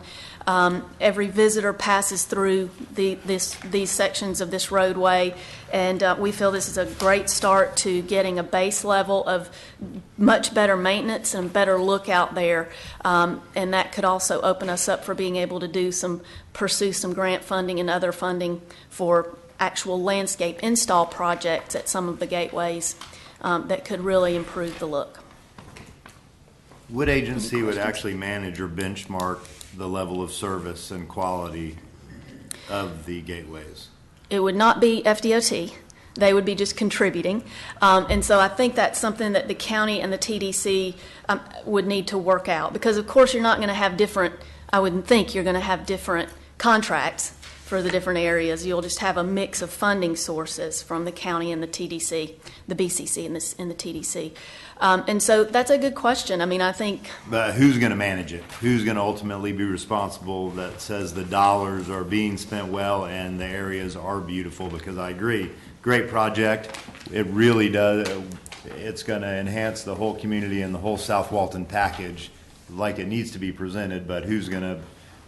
I think it'll be a TDC thing to manage the process, even though we wouldn't be paying for it totally out of our own pockets. I think it would be a TDC managed project. Does that mean that the company, whoever gets the contract, is going to be managed by the TDC? Correct. Kind of like we do with the bike path. The bike path, I mean, we manage that, so I think it kind of makes sense, South Walton, that we manage that. Now, I don't want to speak out of turn. That's just kind of my thoughts on that. That's something we'll have to talk to, Public Works and obviously get approval from the BCC on that, but I just think it makes sense. One other thing, though, just real quick, and just in making a decision how you want to move forward with this, these numbers are based on contributions from TDC, the county, and then also FDOT. I'm not sure where the BCC stands on this. This has not been brought before them yet. I know Leah's been having some meetings with them. So I know that I'm on board with what we've committed to, but beyond that, if by chance the BCC does not vote to move forward, I'm not sure how that's going to affect the pricing here that Leah is proposing. So I would say that if we do approve this today, that we approve it with some type of a cap saying, okay, well, our portion is not to exceed $50,000, and then if it does, then we'll need to come back before you and get approval on our new figure. Okay. That's just my recommendation on that. Thank you. I'm glad you brought that up. I meant to mention that we're on the agenda for the BCC's meeting next Tuesday, a week from today. So we'll be presenting the exact same information to the Board of County Commissioners and hope to be bringing back whatever you all decide today as far as the TDC's participation. What we're talking about today is, though, just the Gateway project, and the whole project would have to come before the BCC. That's correct. I think it's a good thing, but it's, I'm not sure it's going to be easy to get it past that part this year since the budget has already been passed. But, I mean, I think it's a good thing. Yeah, I mean, we have the money in our budget, so, Right. and we carved that out in the beginning in the budget process, so that's not an issue for us, just like you said, Commissioner What I'm Anderson. asking the other day, are we approving, do you want this board to approve the whole thing or just the Gateway project? We're asking the board to approve, the council to approve the gateways from the TDC perspective. Okay. The rest would be a BCC decision Right, on how okay. they want to fund the I just remaining. want to make that clear. Correct. That's a good question.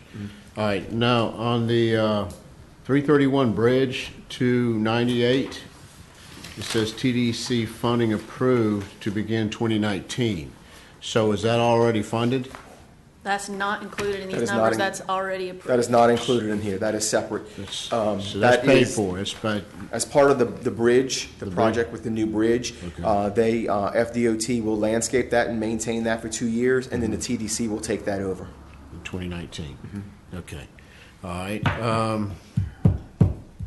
Any other questions? We have a motion? I make a motion, we approve the Gateway project. All right, got a motion to approve, second? Second. Got a second, all in favor say aye. Aye. Those opposed, like sign. Motion carries. Thank you, Lee. Thank you very much. Appreciate it. Looks good, okay. All right, next. Jeff? Jeff's gonna. Jeff.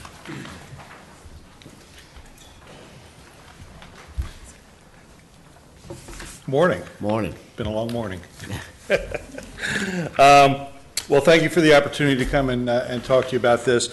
Unfortunately, I was not at the last TDC meeting when the question was brought up.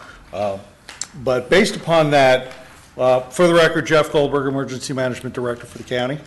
And kind of we'll go over a little bit of a timeline before we kind of get into the survey and what caused all of that. Back on August 28th, we started tracking what at the time was Tropical Depression 9. On the 31st, it was upgraded to Hermine.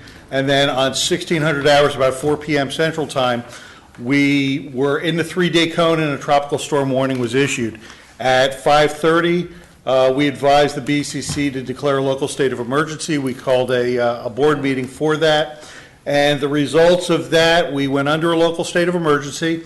We closed schools for the next 2 days because we were going to look at starting sheltering operations and starting a Zone A evacuation, which is basically the areas close to the water. We activated to a level 2 at 7 a.m. on September 1st, which is a partial activation. We did not bring all of our emergency support functions in, just the ones that were necessary to maintain that operation.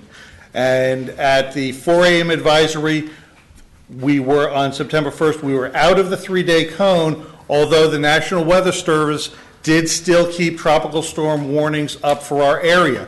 The reason they did that is the issue with this storm was it was a very difficult storm to track according to the National Hurricane Center. It was wobbling back and forth. So it very easily could have wobbled a little bit more west and impacted us. At 8:30, National Hurricane Center conference, we went on 2 conference calls a day with the National Hurricane Center and the National Weather Service and the Florida Division of Emergency Management. At that point, they said it did not look like we were going to experience any effects, but we were still under a tropical storm warning. Again, the uncertainty of the exact path of the storm. We did at that point downgrade the mandatory evacuation to a voluntary evacuation. And at the 1 o'clock conference call, the tropical storm warning was lifted for our area. At that point, we canceled the evacuation, we closed the shelter, and we continued to operate our public information unit until 6 p.m. that evening because we were still getting some questions about it. Now, in November, what we did based upon the last TDC council meeting, because there were questions as to why we did this and how this happened and questions on processes, what we decided to do after speaking with Mr. Tusa was pull together a survey, and we went to 1,300 contacts on the bed tax collector list with the link to this survey. Unfortunately, there were only 32 responses. So the rest of the slide, and this was also put into a report that was put up on the website, and I know I marked that as final draft. I did find a couple of things that I need to kind of correct in there, more formatting and whatnot, because I really want a good product to be out there, and I'll be updating that. So basically what we looked at is we put about 6 questions together.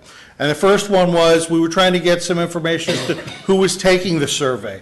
So we had some general managers, marketing directors, owners, and then some other folks that did not fit into those categories.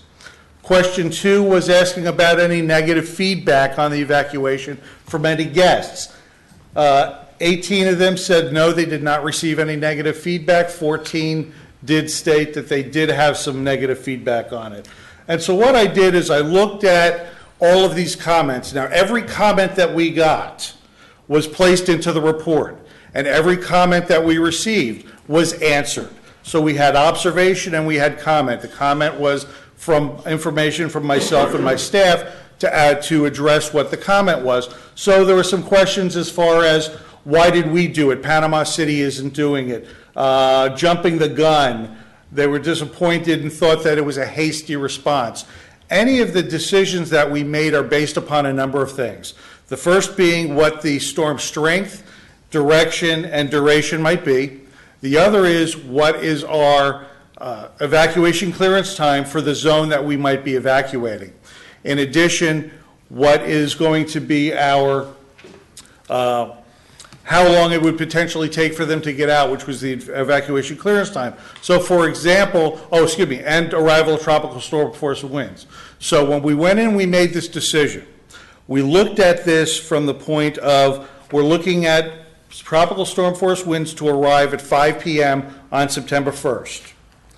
At that point, the bridges get closed, emergency vehicles are off the road, and everything gets shut down. And that's tropical storm force sustained winds.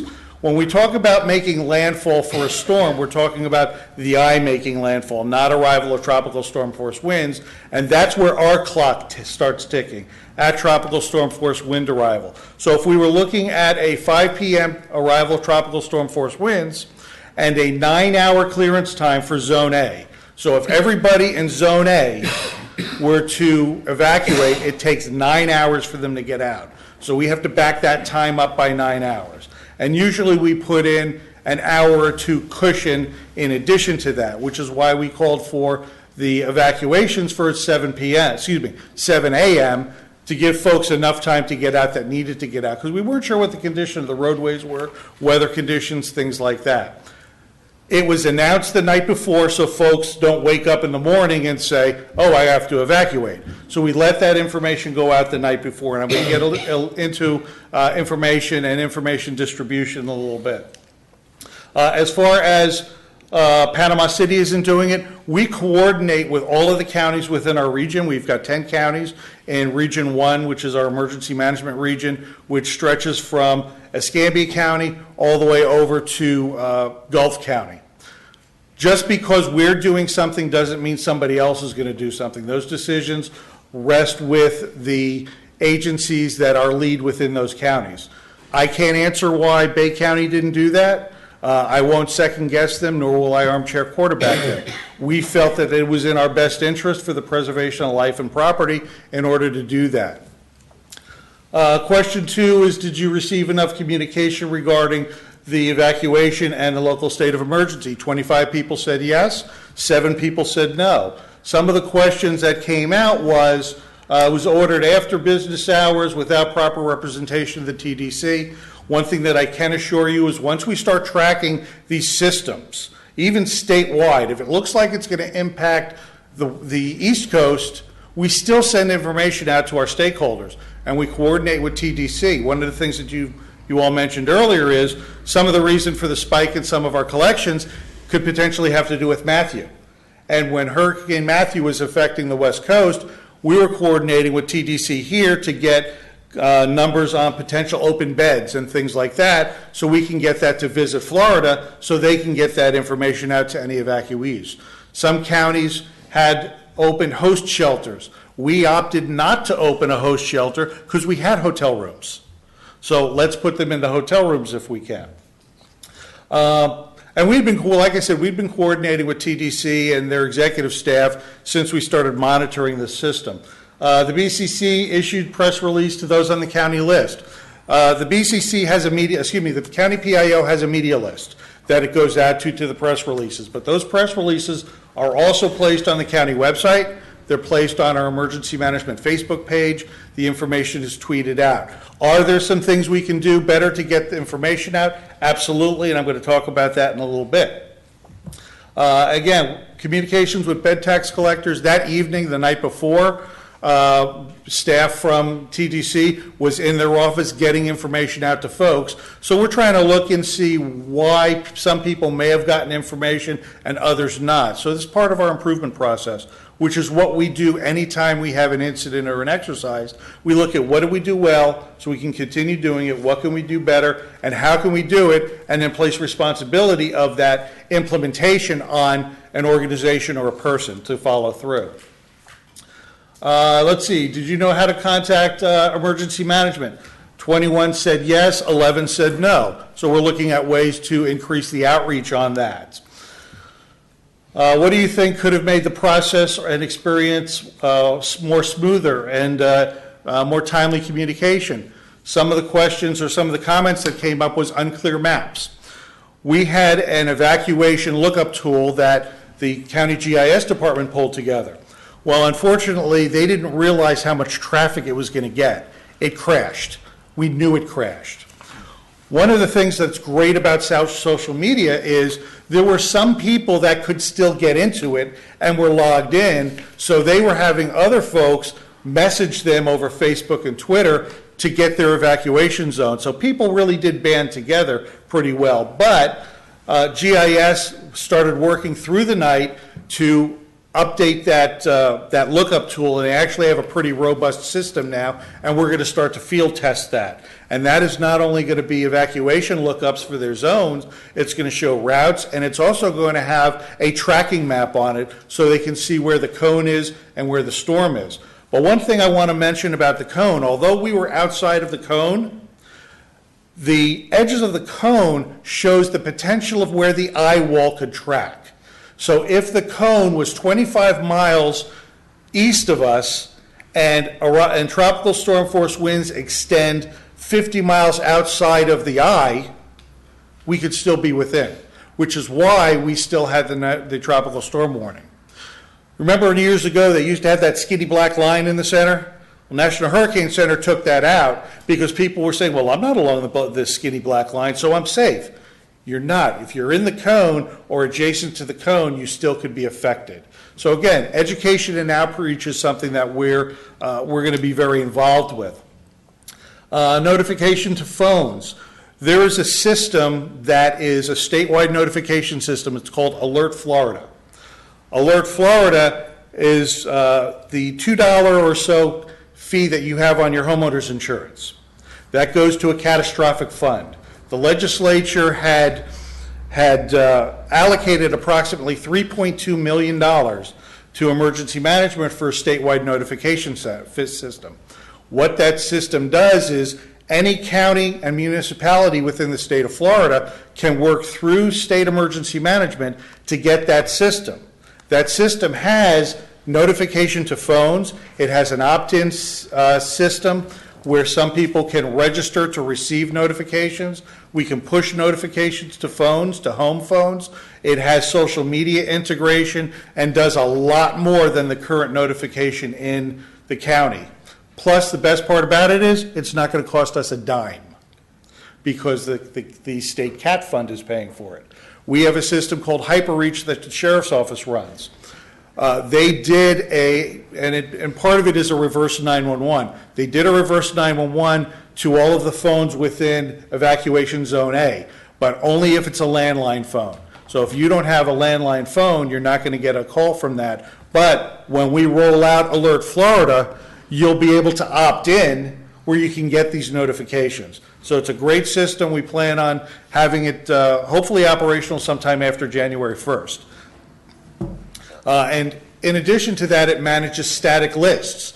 So we're going to be working with the TDC to see how we can get the bed tax collectors and folks on a list within there so we can push the emergency messages to them through that system. And that's some things that Mr. Tusa and I are discussing on how we want to approach that.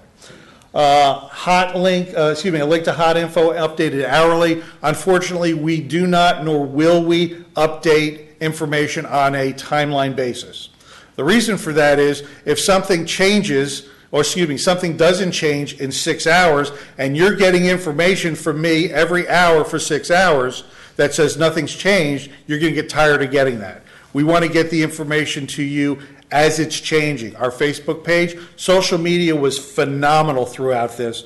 And I got to hand it to Louis Svela, who's the county PIO, and Gayla Schaefer from the TDC for really leading up our social media cell and really did a fantastic job getting it out on social media. Discuss plan of action and operations. We do discuss a lot of these things with all of our stakeholders. We have a number of lists that go out where we put out what's called flash reports or situation reports. They go to our emergency support functions and our partner agencies. Then what we do is we take that information and we sanitize it and post it to Facebook. The reason we don't post all of that information onto Facebook is because it talks about things that are in flux, that we're potentially going to do, declare local state of emergencies, the possibility of when we might do evacuations, and we don't want that out in public knowledge because it may not be accurate at the time, or it may not be accurate an hour later based upon what happens. Quicker, more informative emails, we're looking about that. Info is only on Facebook. Again, we're looking at other ways to get information out to the folks. Let's see, again, we talked about premature decisions. Now, this one comment about the tropical storm, one thing to keep in mind about Hermine, it was a tropical storm just prior to landfall in the Tallahassee, Apalachicola area. It turned into a hurricane. There were storm surges of 7 to 9 feet. So it did cause a lot of damage. So just because right now it's a tropical storm doesn't mean prior to landfall it could potentially upgrade. Some of the things that the National Hurricane Center is getting ready to put out, or will be putting out next year, is storm surge warnings, where you may have a Category 4 storm out in the Gulf, and it downgrades to Category 1, but we could still get Category 4 surge. So they've been working on some of the modeling, and they tested some of it with Hermine and Matthew and found it being very accurate. So they're going to be we're going to be looking at putting out more information regarding storm surge and storm surge-based warning and modeling. Again, we don't know whether it's coming here or not. We can only go by what the projections that we're getting from the National Hurricane Center, and those guys are the experts. If they keep us up in a tropical storm warning, hurricane warning, watch, things like that, those are the things that we use to make our decisions, because they're a heck of a lot smarter than I am. So they're the ones that are doing that. We have our own modeling that we do, but we kind of do that to check and balance what's going on with the National Hurricane Center. I understand the financial impact. Mr. Tusa and I have had conversations about that. Mr. Bagby, when he was the executive director, he and I had lots of conversations about that. One of the things that a lot of people don't necessarily know about emergency management is we are very in tune with economic recovery. The Post-Disaster Redevelopment Plan, which deals with long-term economic recovery and long-term recovery, we're one of the stakeholders in that. So our goal is to get business back into business and want to work with the businesses on that, which is why one of the things that we try and discuss with folks is business recovery, continuity of operations planning to make sure that you all can get back into business and what you need to do. So we don't make these decisions lightly. The last thing that I want to do is shut down a business because something might come. But then on the other hand, if I don't shut down the business and we don't do an evacuation and it does come and people die, I'm going to be on the hook for that. It's a very delicate balancing act. And it's something that when I took the job as director here, I'd been a director in Washington, D.C. I've had experience in emergency management for 30 years, and this is a decision that is not taken lightly by emergency management directors, and we do talk to the stakeholders about it, and we rely on the National Hurricane Center and some of those experts to help guide our decisions. We didn't want to lift the mandatory evacuation until we got some confirmation from National Hurricane Center that we may not be impacted. Once we saw that it wasn't likely, we lifted it, we let everybody come back, and I understand economically some of the damage was done, but unfortunately because of the course of events and the timelines, this is kind of the track we had to take. The last one that talked about an ongoing problem for years with the sheriff's office, that just kind of shows that they were using the same processes we're using today. Evacuation clearance times have been updated as early as last year. We've got modeling software from Florida Department of Transportation to look at some of that. We're going to be looking at how the clearance times are going to be affected once 331 is 4-laned all the way up. So that's going to help some of that. We have one of the longest evacuations clearance times in the state. 331 expansion is going to be a big help with that. So we're going to do some modeling with the state and FDOT to see how that's going to affect some of it. And it can also put in tourist density as well. So we can look at what our potential tourist density is at that time and run the simulation based on that also. Some of the things that that were suggestions for improvement, there were a lot of really good suggestions in the plan. Emergency communication processes, we're working on that. We're working on ESF 14 is Emergency Support Function 14, which is public information. We have, a large stakeholder group to work on these plans and procedures, so that's under development. TDC plays in that, South Walton Fire, the Sheriff's Office, Health Department, Red Cross, everybody that has a public information officer. The possibility of using variable message signs. One of the things that we're kind of trying to see whether we can get done, number one, is maybe some message board signs over the 331 bridge. We can put information as far as red flag warnings, traffic stuff, evacuations, as well as visit South Walton, that's a great place to stay. So we can use it for those types of things. So we're looking into some of that, as well as portable mobile signs in certain areas. We're still improving the maps and evacuation zone determination tools. We think we've got a really good product right now that GIS did. And again, like I said, those guys were phenomenal, came in 10 o'clock at night to try and correct the issue because they knew it was important to do so. Improving communications with the bed tax collectors. One of the things that we'd like to do in the near future, and Mr. Tusa and I have discussed this a number of times, is hold a workshop or a seminar and say, okay guys, this is what we do. This is the process that we go through when we look at evacuations and when we look at what it is that we do, as well as some of the other things that we do. Just because hurricane season was over a few days ago doesn't mean that there aren't other hazards that we deal with. So we want to set up some of those and improve those communications. We have an overall after action report and implementation plan. And there are a number of things in there that it's not even finalized yet, but we've already improved some things upon that regarding alert and notification and how we operate within the Emergency Operations Center. And probably most of the folks, or a good portion of the folks, felt we did a good job. There were a lot of positive remarks. It wasn't all, bashing EM, which I didn't expect. And that's my job, to stand here before you folks and answer those tough questions, because I know the answers to those questions. It is a combination of some areas of improvement and education, because if the bed tax collectors and the businesses know what it is that we do and how we do it and how we make those decisions, then they're a lot more understanding about that, or should be a lot more understanding. And again, like I said before, everything that we do, there's a process to. So if you want to know what the process or why it is that we do something, wrong way. High tech. Call me. That's my mobile phone. I am always reachable, except one week in January when I'm on vacation, but somebody else will be reachable.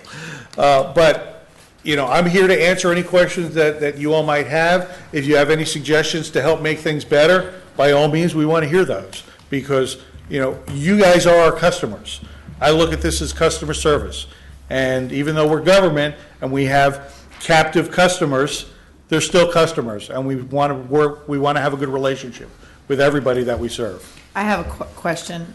When you say there was 9,000 people that you had to evacuate, if in that zone there would have been that many people, are those occupied homes or are those actual just residents that you have on the books? As far no, I don't. In the beginning, you said there's a plan to get out of the bridge. So are you taking that zone A as literally actual occupied places? Well, I don't think I said how many people. I said it was 9 hours. Okay, 9 hours. Evacuate. Sorry, 9 hours to get that off. Right. Based on the number of what? Based upon the number of occupancies, and there's a formula that DOT uses when they come up with that, and they work with zoning and some of those folks. TDC would be very helpful with that, right, because we know the percentage of occupancy when this hurricane tropical storm came into effect. So we would know that it was 35% occupancy, not the normal 100% right, of those nine hours. It probably would take a lot less than 9 hours. Well, actually, amount of occupancy. The difference between low, medium, and high occupancy evacuation clearance time is only about 3 hours. because one of the things that I did was when we. This isn't my wheelhouse. You I don't know. need to, I'm just letting you know. I just really wanted to know a question Yeah. about how long that took. Was it based on every house being fully occupied? Because it certainly was. When they do that, that's how they base, because the, when DOT made this, they looked and worked with the planning and zoning departments to get structures and potential folks, how many people might be occupied in it. When we looked at doing the evacuation, one of the first things that I did was call Mr. Dusa and say, what's our percentage occupancy this time of year? Because, and then when we run the simulation through a program called HERVAC, which is a hurricane evacuation program, I can go ahead and put in low, medium, or high tourist density, and that information is updated every year. The Army Corps of Engineers is the one that oversees that program. That's fine. So the nitty gritty, I really don't know a whole lot. That answer, but I yeah. just want to make sure that we did that. If we don't, we Yep. should do that, Oh, because yeah. I think that's an important fact of mostly Zone A is not residences. Right. And then the other point I wanted to make was, because I'm a huge bed tax collector, I would love to see those zone maps. Yes, it crashed when I tried to go on it for my, mini guest. And so I would love to have those maybe in June 1st and tell us what the zones are, and maybe pass them out to the tax collectors, the companies, and have that available ahead of time. So maybe it's like a pre-drill reminder, go get your zones. So that was No, that's a great idea. The maps are being updated. The entire website countywide is being updated, because one of the things that I found is it wasn't very user-friendly to get to. So we're actually going to be revising our website a bit, where it's going to be easier to find those maps. They're all PDF, and then there's going to be the interactive link, which we'll go ahead and we'll have up on there as well. But yeah, we can definitely work with Mr. Tusa and his staff to get that out. 11 years, maybe it would be nice, Here's Well, I the, think it was a surprise and everyone crashed it because Right. nobody had seen those maps in a long time. well, the maps, there are a couple of sets of maps, and unfortunately, the maps that I've been going off of on one part of the website were not the ones that most of the public goes to on another part of the website, that I didn't know about was on part of that website, and were old, and they were old maps. So yeah, we're making sure those are updated. All right. Any other questions? Thank you, Jeff. Okay, thank you. Appreciate it. All right. We got old business. Zender Communications. Good afternoon, I guess now. I'm Catherine Simon Andrew with Zender Communications, here to give you a pretty quick update on some things we have going on in our advertising space. We're going to be looking at October and November highlights of media, creative, social media, content marketing. The first thing in media is two new media opportunities that we've come across over the past few months that we were able to use opportunistic dollars for placement. The first is the Mississippi Magazine Weddings edition, which comes out in January. We were able to secure a spread there, also get a discounted rate there, which then led us to actually get a discounted rate on our placement that we already had in our brand media plan, so some savings there. The other piece is a travel and leisure Florida custom content section in the December issue. We took place We're placed in this. It is in nationwide distribution in a key shoulder season month, so that was really key for us.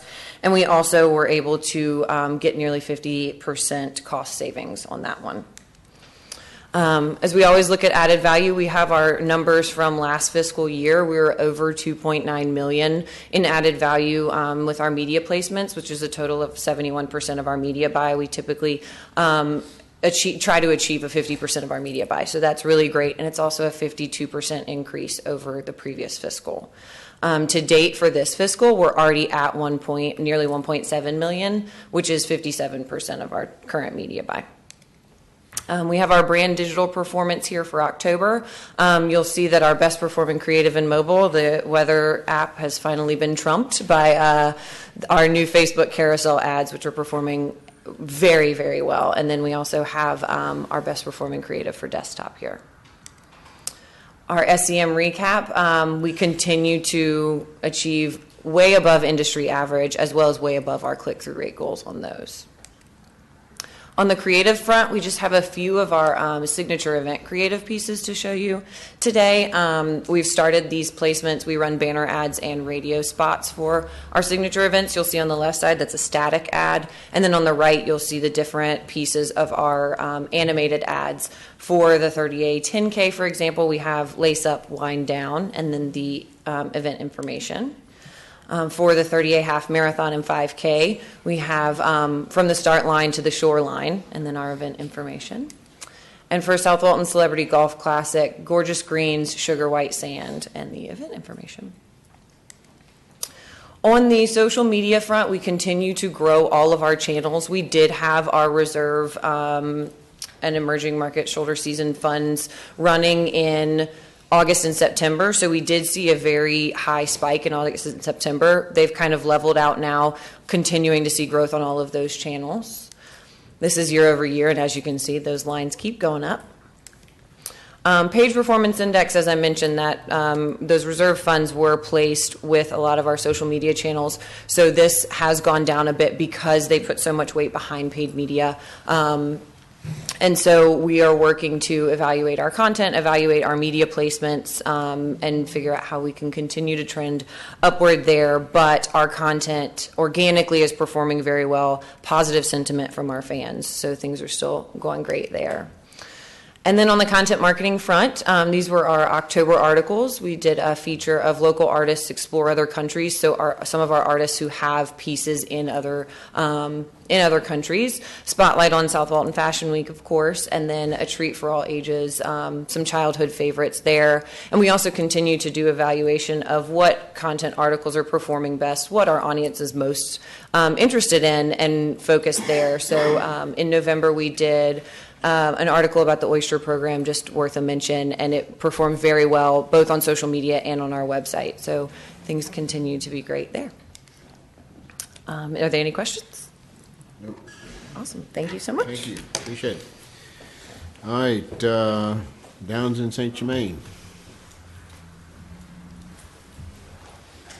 Good afternoon. I'm Philip Downs and Dr. Joseph St. Germain, and our research shows that after 3.5 hours, your ability to digest any of these numbers is zero.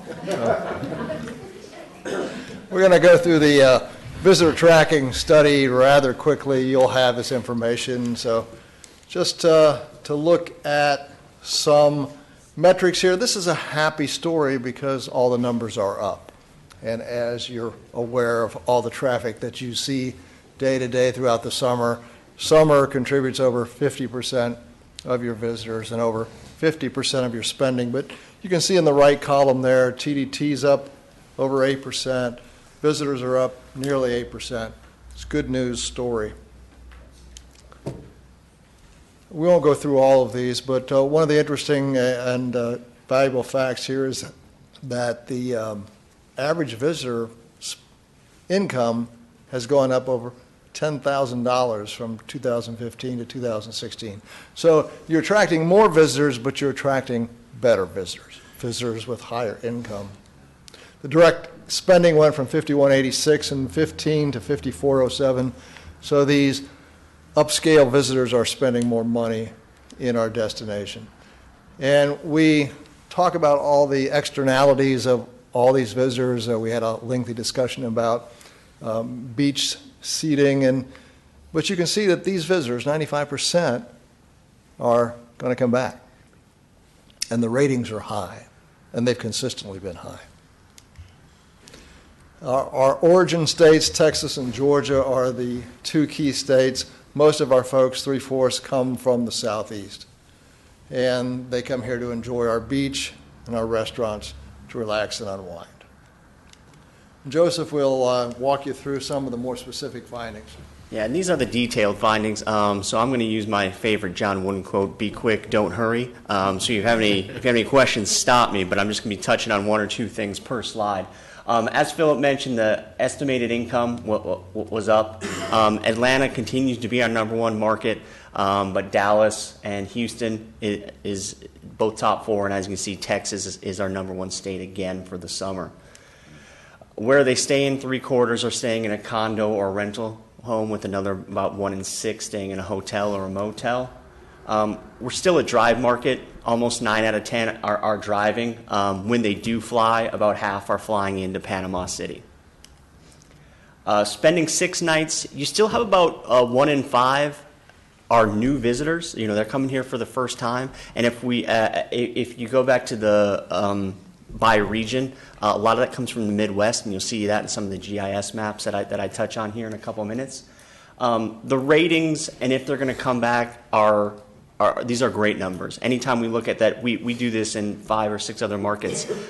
If you have 90% will return, you should be happy about that. You're at 95%, and that's in the summer where you have a glut of people as well. So seeing that 95% is a very, very positive sign. Another thing we look at.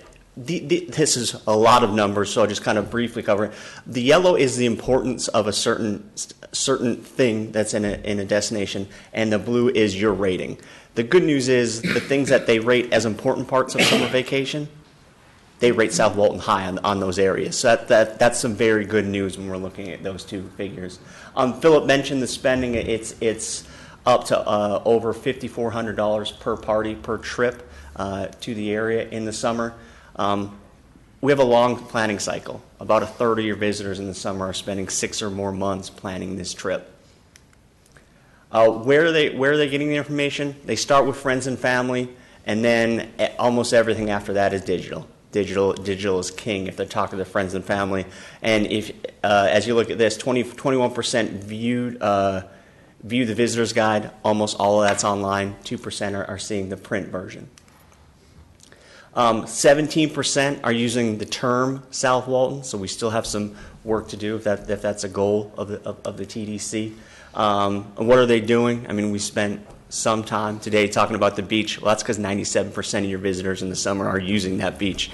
So it is time well spent. Where are they visiting? Sandestin, Miramar, Santa Rosa, Seaside, and Rosemary towards the top.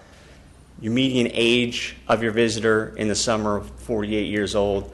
We already touched on the income, but here's a breakdown by area. And just to give you an idea of how many people talk to, these are almost 1,000 people that we talk to, people who visited here in the summer. You've seen these GIS maps before, so I'm not going to spend a lot of time on all of them, but this is data from the past 3 summers. So not only 2016, but 2015, 2014. The reason why we jump those together, you'll see we break them into a lot of different geographic markets. So that way this is based on data from over 3,000 people. So what this allows us to do is just be more specific with things that can help with the marketing. So you get an idea of who's spending more per day, who's spending more per trip. So you can kind of see what areas are spending more money when they're coming here. Are certain areas staying longer? If you look at the top there, Columbus, Cincinnati, Oklahoma City, Indianapolis, St. Louis, all the Midwest. Midwest from 2015 to 2016, you have a larger percentage coming from the Midwest, and they're also staying longer. When you look at your first-time visitors, Chicago, Columbus, Oklahoma City, Austin's still up there, Houston's still growing, Indianapolis. So you still have Texas and the Midwest. Loyal visitors, largely from the Southeast, Montgomery, Birmingham, Memphis, Huntsville leading the list of markets with very loyal visitors. Percentage who flew, again, it's still very much a drive market. Even the people from Chicago and Dallas, still about 75% are still driving here. D.C., the one area where you're getting at least half your visitors from D.C. are flying. Traveling with children, again, the Midwest and Houston, you're more likely to travel with children. Median income, there's a large breakdown there. Austin, Dallas, and D.C., you have your more affluent visitor. And I'll pass it back to Philip to talk about Nashville. So we've been charged with estimating or predicting or measuring the ROI for various activations. And the first one that we did was in Nashville, the Music City Food and Wine Festival. And we're still actually doing some research on this. We did on-site surveys during the activation, during the festival. We also did pre-post surveys. We did some surveys by internet and telephone before the event with upscale households in that community, and then some afterwards.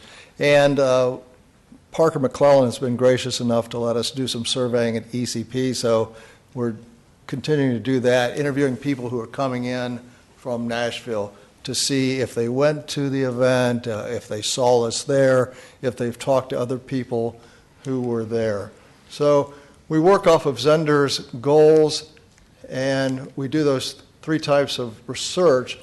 And I'll go to the main chart here. Basically what we're seeing is awareness of South Walton among these individuals was high already. 3 out of 5 of them already knew about us. Most of the folks were aware of one of the 16 beach communities. So at this activation, we were reaching people. We're basically preaching to the choir. We're reaching people who knew us. Many people had already been here. But as a function of this activation, we see some pass along word of mouth to other upscale households saying that, yes, they heard about South Walton from their friends who attended the music festival. Yes, they plan to come here. So there is some pass along ambassador effect from an event like this. So any questions about the research? Looks good. Yeah, thank you. Thank you. All right, any director's update?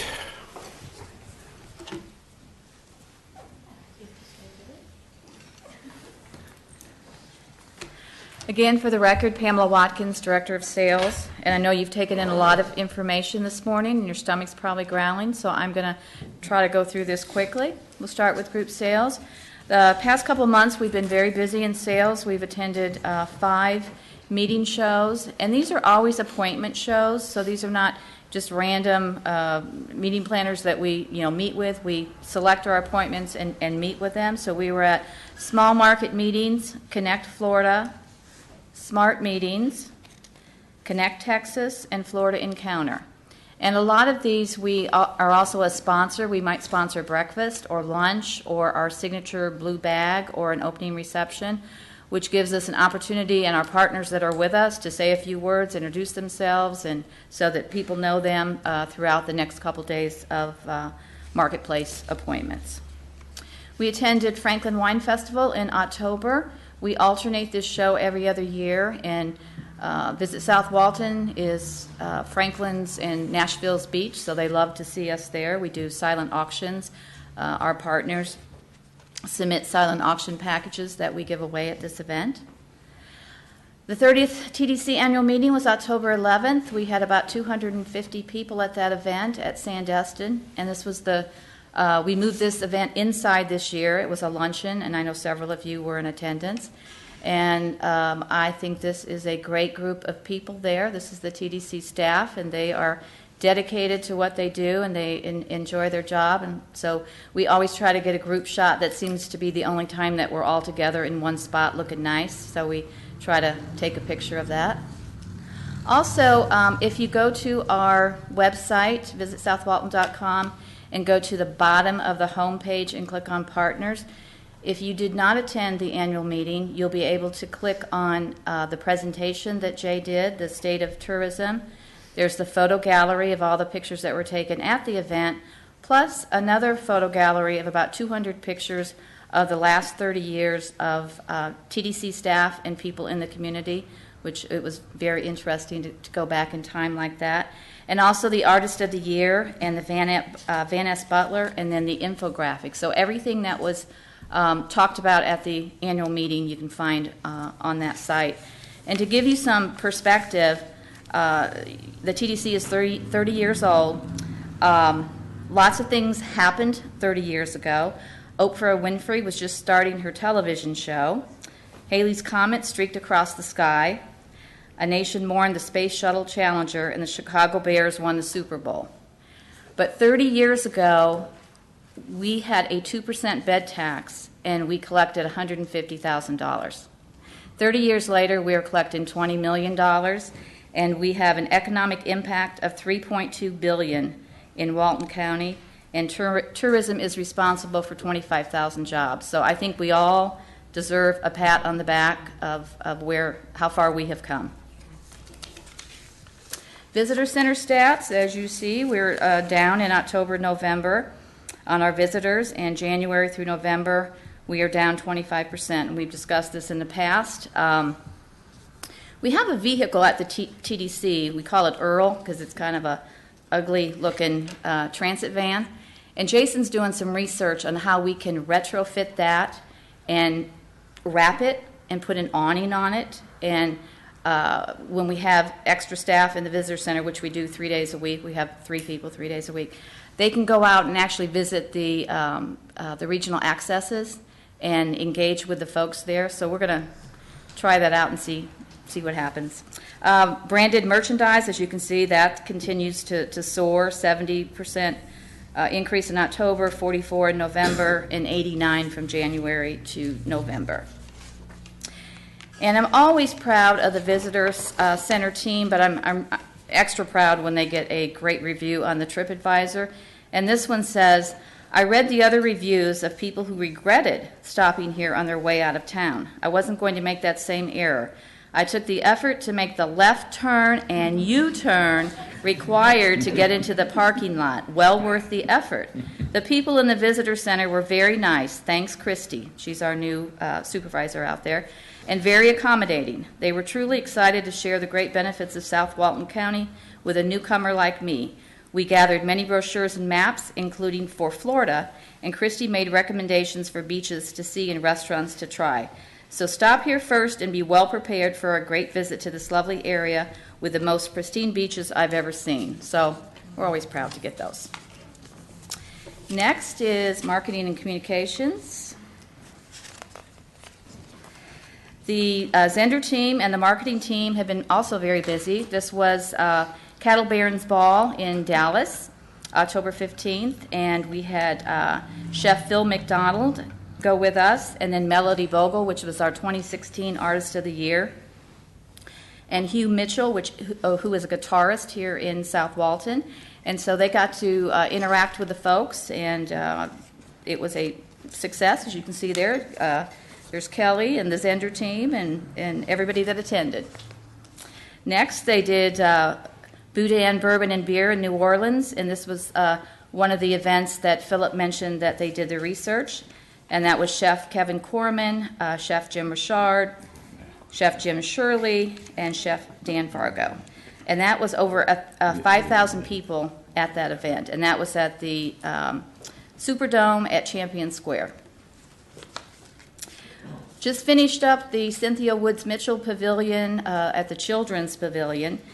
We are giving away that YOLO board and that paddle board and a YOLO bike to some lucky winner that attended that event. And Fan Friday, the team has been doing this for several months, and they are very proud that the interaction they get from when they post a picture on Facebook on Fridays and people comment. They're averaging about 23 shares, 105 comments, and reaching approximately 13,000 people each Friday by doing that. And then some lucky winner receives a promotional item from Visit South Walton, which the most popular are T-shirts and our Tervis tumblers. So that's a great way to engage our visitors and get them to tell us about how much they love Visit South Walton. Next, on media, we had a media visit from Simon Calder. He's from the UK. He has a television program there called The Independent, and this was a partnership with Visit Florida. He was very interested in Northwest Florida, but specifically with Seaside, and he was very fascinated with the Truman Show. So he wanted to see the house and the door and everything about the Truman Show. So we don't know exactly when that is going to air, but once we do, we will let you know. And that is it, unless you have any questions. No? Okay, thank you. Next. Good afternoon again. I'm glad we got to spend the day together. Haven't we seen enough of you already? Beach updates. October garbage up. November garbage up slightly. Beach code enforcement contacts 432. That coincides with last year. 395 for November. As you can see, more than half, or a little less than half the time, most people are compliant. Most of our stuff is glass, dogs, horses, and vendors. Beach code enforcement updates. As I said earlier, we're getting 6 new beach code enforcement officers. one new beach code enforcement administrative assistant, and a permit clerk. We've got some equipment ordered to accompany these new resources. So we've got 4 trucks and 3 ATVs. Our guys are educated and certified. We've got 2 guys this week getting level 1. That's our 2 new recent hires. And 2 other officers are level 3. I'm level 1, and Jeff has level 4, right? Yeah. Capital improvement projects. We're building a lot of stuff. Grayton Beach to Western Lake. Phase 1 is underway. If you hadn't seen it, go by and look. They've got a lot of the pilings driven, the asphalt's down, and doing good progress on that. Phase 2, slight delay on a portion of it. The parking portion of that construction contract has been let. That will start here shortly. The path portion of it is delayed due to not being able to obtain an easement from Grayton Beach State Park. So we're having redesigned to go around telephone poles, but the engineer of record is working hard on that. 9830A West Connector. Phase 1 is the end of the path on 30A to Highway 98. There's about probably a quarter of a mile. This is a public works project. The design is complete. They're seeking funding. The Phase 2 is the Highway 98 portion up to Mac Bayou, and that is on hold pending reclassification of that from rural to urban, which will make it easier to put that on. About 5-year project probably. NRDA Phase 3, this has been an ongoing project since 2012. It's a mechanical, electrical, plumbing renovation to Ed Walleen and Gulfview Heights restroom pavilions. Those construction contracts have been let. The on-site meeting was held last week. That construction will start here shortly. The other 2 projects are a canoe kayak launch over on the Bay Ranchettes area, which is at the end of 283 North. And then the new neighborhood beach access in the Dune Allen area, adjacent to where East Allen Loop comes in. Walton County TDC projects, these are our regional beach access and neighborhood beach access facelifts. It's new deck boards and handrails for 4 of our regional beach accesses and 16 of our neighborhood beach accesses. 2016 funding, we have the rest of them being funded out of 2017 money. We're about 60% done with design, and we'll be final approval here probably mid-January, and then we'll do the construction RFP and see where we are is depending on how we actually start the construction of these. We don't want to do it in the height of tourist season, so we might wait until after the season is in. We'll assess that as we get it online. As you know, we've recently purchased 2 pieces of property. One of them is the Dune Allen area. That was a 2-acre parcel. Preliminary design to begin December. So we have sent requests to the engineers in our continuing services pool to provide a price. And then the Grayton Grand parking or Grayton Grand project, same thing, except it'll be a conceptual design that we'll bring back to the different advisory committees for review and input before it goes to final design. 38 parking project. As you know, they started back in 2014. We finally got to the point. I have an intake meeting scheduled this week for a construction RFP. We'll go through December, hopefully finalize that in January and start construction shortly thereafter. About 200 spaces up and down 38 at 4 different locations. Parallel parking. Questions? No, thank you. Appreciate it. Good job. Almost to the end. Mr. Tusa. Good afternoon. Couple of quick things. I was remiss in mentioning earlier when we kicked off the meeting, officers, in addition to obviously the chair and vice chair, we have secretary and treasurer. Jennifer Frost is our secretary and Gary Bromeyer is our acting treasurer, and we're going to keep those in place until the next meeting, and then you guys can vote out of the new pool of candidates on those 2 positions. So I'll try to be quick because I know everybody wants to get out and go to lunch. New marketing director, I'd like to take a moment and introduce our new marketing director, PJ Lohman. PJ, do you want to come up for a second and just say hello? I just want to give you a little brief background on her. She has 20 years of integrated marketing leadership experience, such organizations as Arizona Office of Tourism, New Mexico Department of Tourism, and Visit Albuquerque. So just wanted to introduce her to you and give her a moment just to kind of... I'll just say hello. Thank you for having me here, welcoming me, and some of you I've met in the last 5 days that I've been here.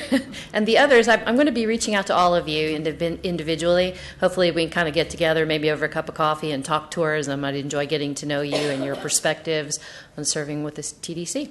Thank you. Thank you. Thanks, PJ. I have to say that she's going to be a great asset. She has hit the ground running, and she is, meeting with Zinder, meeting with all the folks on the team, getting out in the community. So I'm really pleased with our choice. I think she's going to do a lot for our destination. Let's see, a couple other things. Annual report, you have at all your places. Our new annual report, that's just hot off the presses. We got it in last week. There is lots of information in this little piece, which is great. We have, obviously, key economic impact, which I think is really important for the organization to tout that and what we do for the area.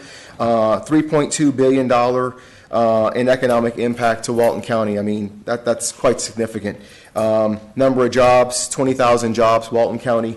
So I think there's some really good facts and figures in here that you can look at. And we decided this year, so we can get the word out of what the TDC is all about and what we do for the community, we are mailing these to all the residents in Walton County and the business. So there's 41,000 of these going out in the mail tomorrow. Thank you. Thank you. We're really proud of it. A couple other updates. Turner PR. They are on board now. They are working on a plan, and we will have that at the next TDC meeting to present. We have a rough draft right now that we're reviewing and giving them feedback on, and that kind of ties into the next open positions. We have closed the communications director position last week, and we'll be interviewing candidates for that next Wednesday. So with that new communications director and with Turner on board, we'll definitely be bringing you back some great communications and PR ideas at the next meeting. A couple other positions that we're posting next week in relation to communications. We will have the PR and content positions that we're posting there. I held off a little bit because I really wanted the communications director to have input in their staff and who they'll be working with, so I thought it would really be prudent to have them in on that process. Let's see, next thing that's not on there, but I thought it'd be good to let you know. Since the last meeting, the BCC has appointed me to the Northwest Florida Beaches International Airport Board, and I've been to a couple of those meetings, and I think that's going to be a great opportunity for me and the TDC to be involved in that organization and how we can work together to bring more people into the area.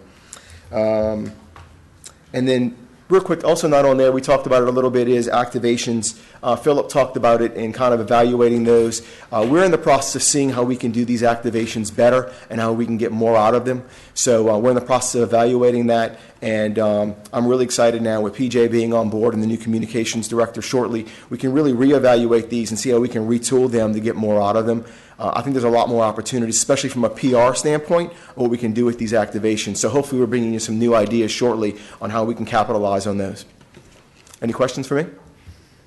That's good. Good job, Jay. Try to be quick. Yeah, a lot of stuff going on. That's great, Jay. Appreciate it. Great. Thank you. Council comments. I just have a comment. This is my last meeting, so I want to thank y'all for putting up with me. And thank you to TDC staff, because I think they are great and they do a good job. And so I'm just thankful to have been part of it. I believe in term limits, 1 term, so I'm not, that's why I didn't reapply. But anyway, so thanks a lot. Thank you, Kurt. Yeah, we're going to miss you, Kurt, because you have been of value to this board. So we appreciate all your input. Want to congratulate Commissioner Anderson for being on the TDC board and winning his election. Also, welcome, PJ. Glad you're here. Love your Southern accent. Very good. I want to thank the vendors and the community for participating today. It was did a very good job. Everybody had some good input, and we thank all your participation. Went well. And then I also want to thank everyone for being here, especially TDC, all the employees. Great job. Y'all great representatives out there. I hear all good things, and I really appreciate it. The board appreciates that. And last but not least, have a blessed Christmas and Happy New Year, and safe travels. Thank you. Amen. That's it. The board have a recommendation for adjournment. I have not even. Motion adjourned. Second. All in favor, say aye. Aye. Adjourned. It really is really good. Best place I've ever Thank you, you too. Yeah, that's what I hear too. Yeah, because I mean, mine normally costs you 40 to 95. Maybe you got everything. It's on my list for sure. But this place we eat is I never eat Mole Bar. You know what that is? Mole Bar? Mole Bar, it's on Ramsey. It's really good. Mole Bar, I think that's the right name. It's on Ramsey. The yellow corner store. I think very small. Really? How big is it? Very small. Very small. I would say no more than someone say maybe about 40. I don't know if I got it right. I don't know if I got the name exactly right. Is it Mofra? Mobar. Mobar. Mobar. I think M-O-B-A-R. Maybe last name is some of the legends. But I didn't pay attention to the name. I just asked my son. On Rampart? Yeah, my son's 50. I hate driving all the way across the lake and back across the lake. I wish they lived on the North Shore. They got to stay on the South Shore. We had to take our kids back. I love it. I love it. I hope I see you around soon. How will you get down to seeing you here? You've seen someone. I know it. If you happen to be any ideas. Hey, I will, buddy. I was thinking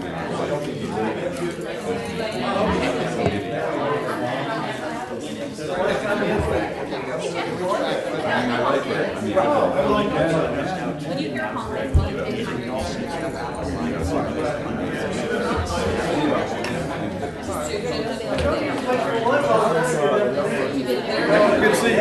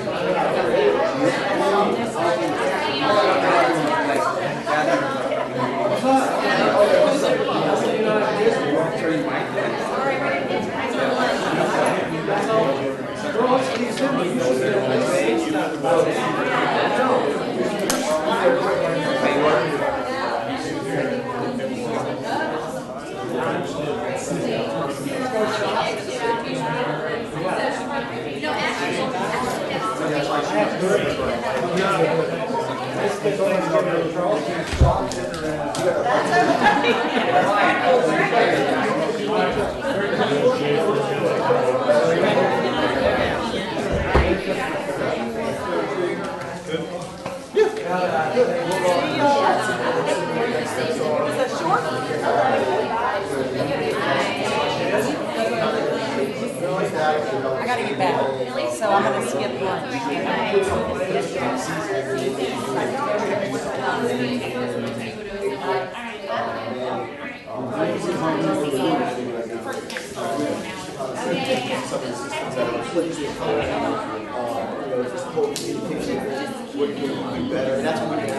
Well, do we want to do maybe we want to do that soon? Yeah, I think that's something we'll do in the next month. Okay. Well, probably I'd say right after the holidays. Right. We have that initial meeting to ascertain some of the things people are looking for. Okay. And then we unveil, we create a plan based on that feedback, and then we unveil that in Yep. Cool. All right. See you later. Appreciate you coming.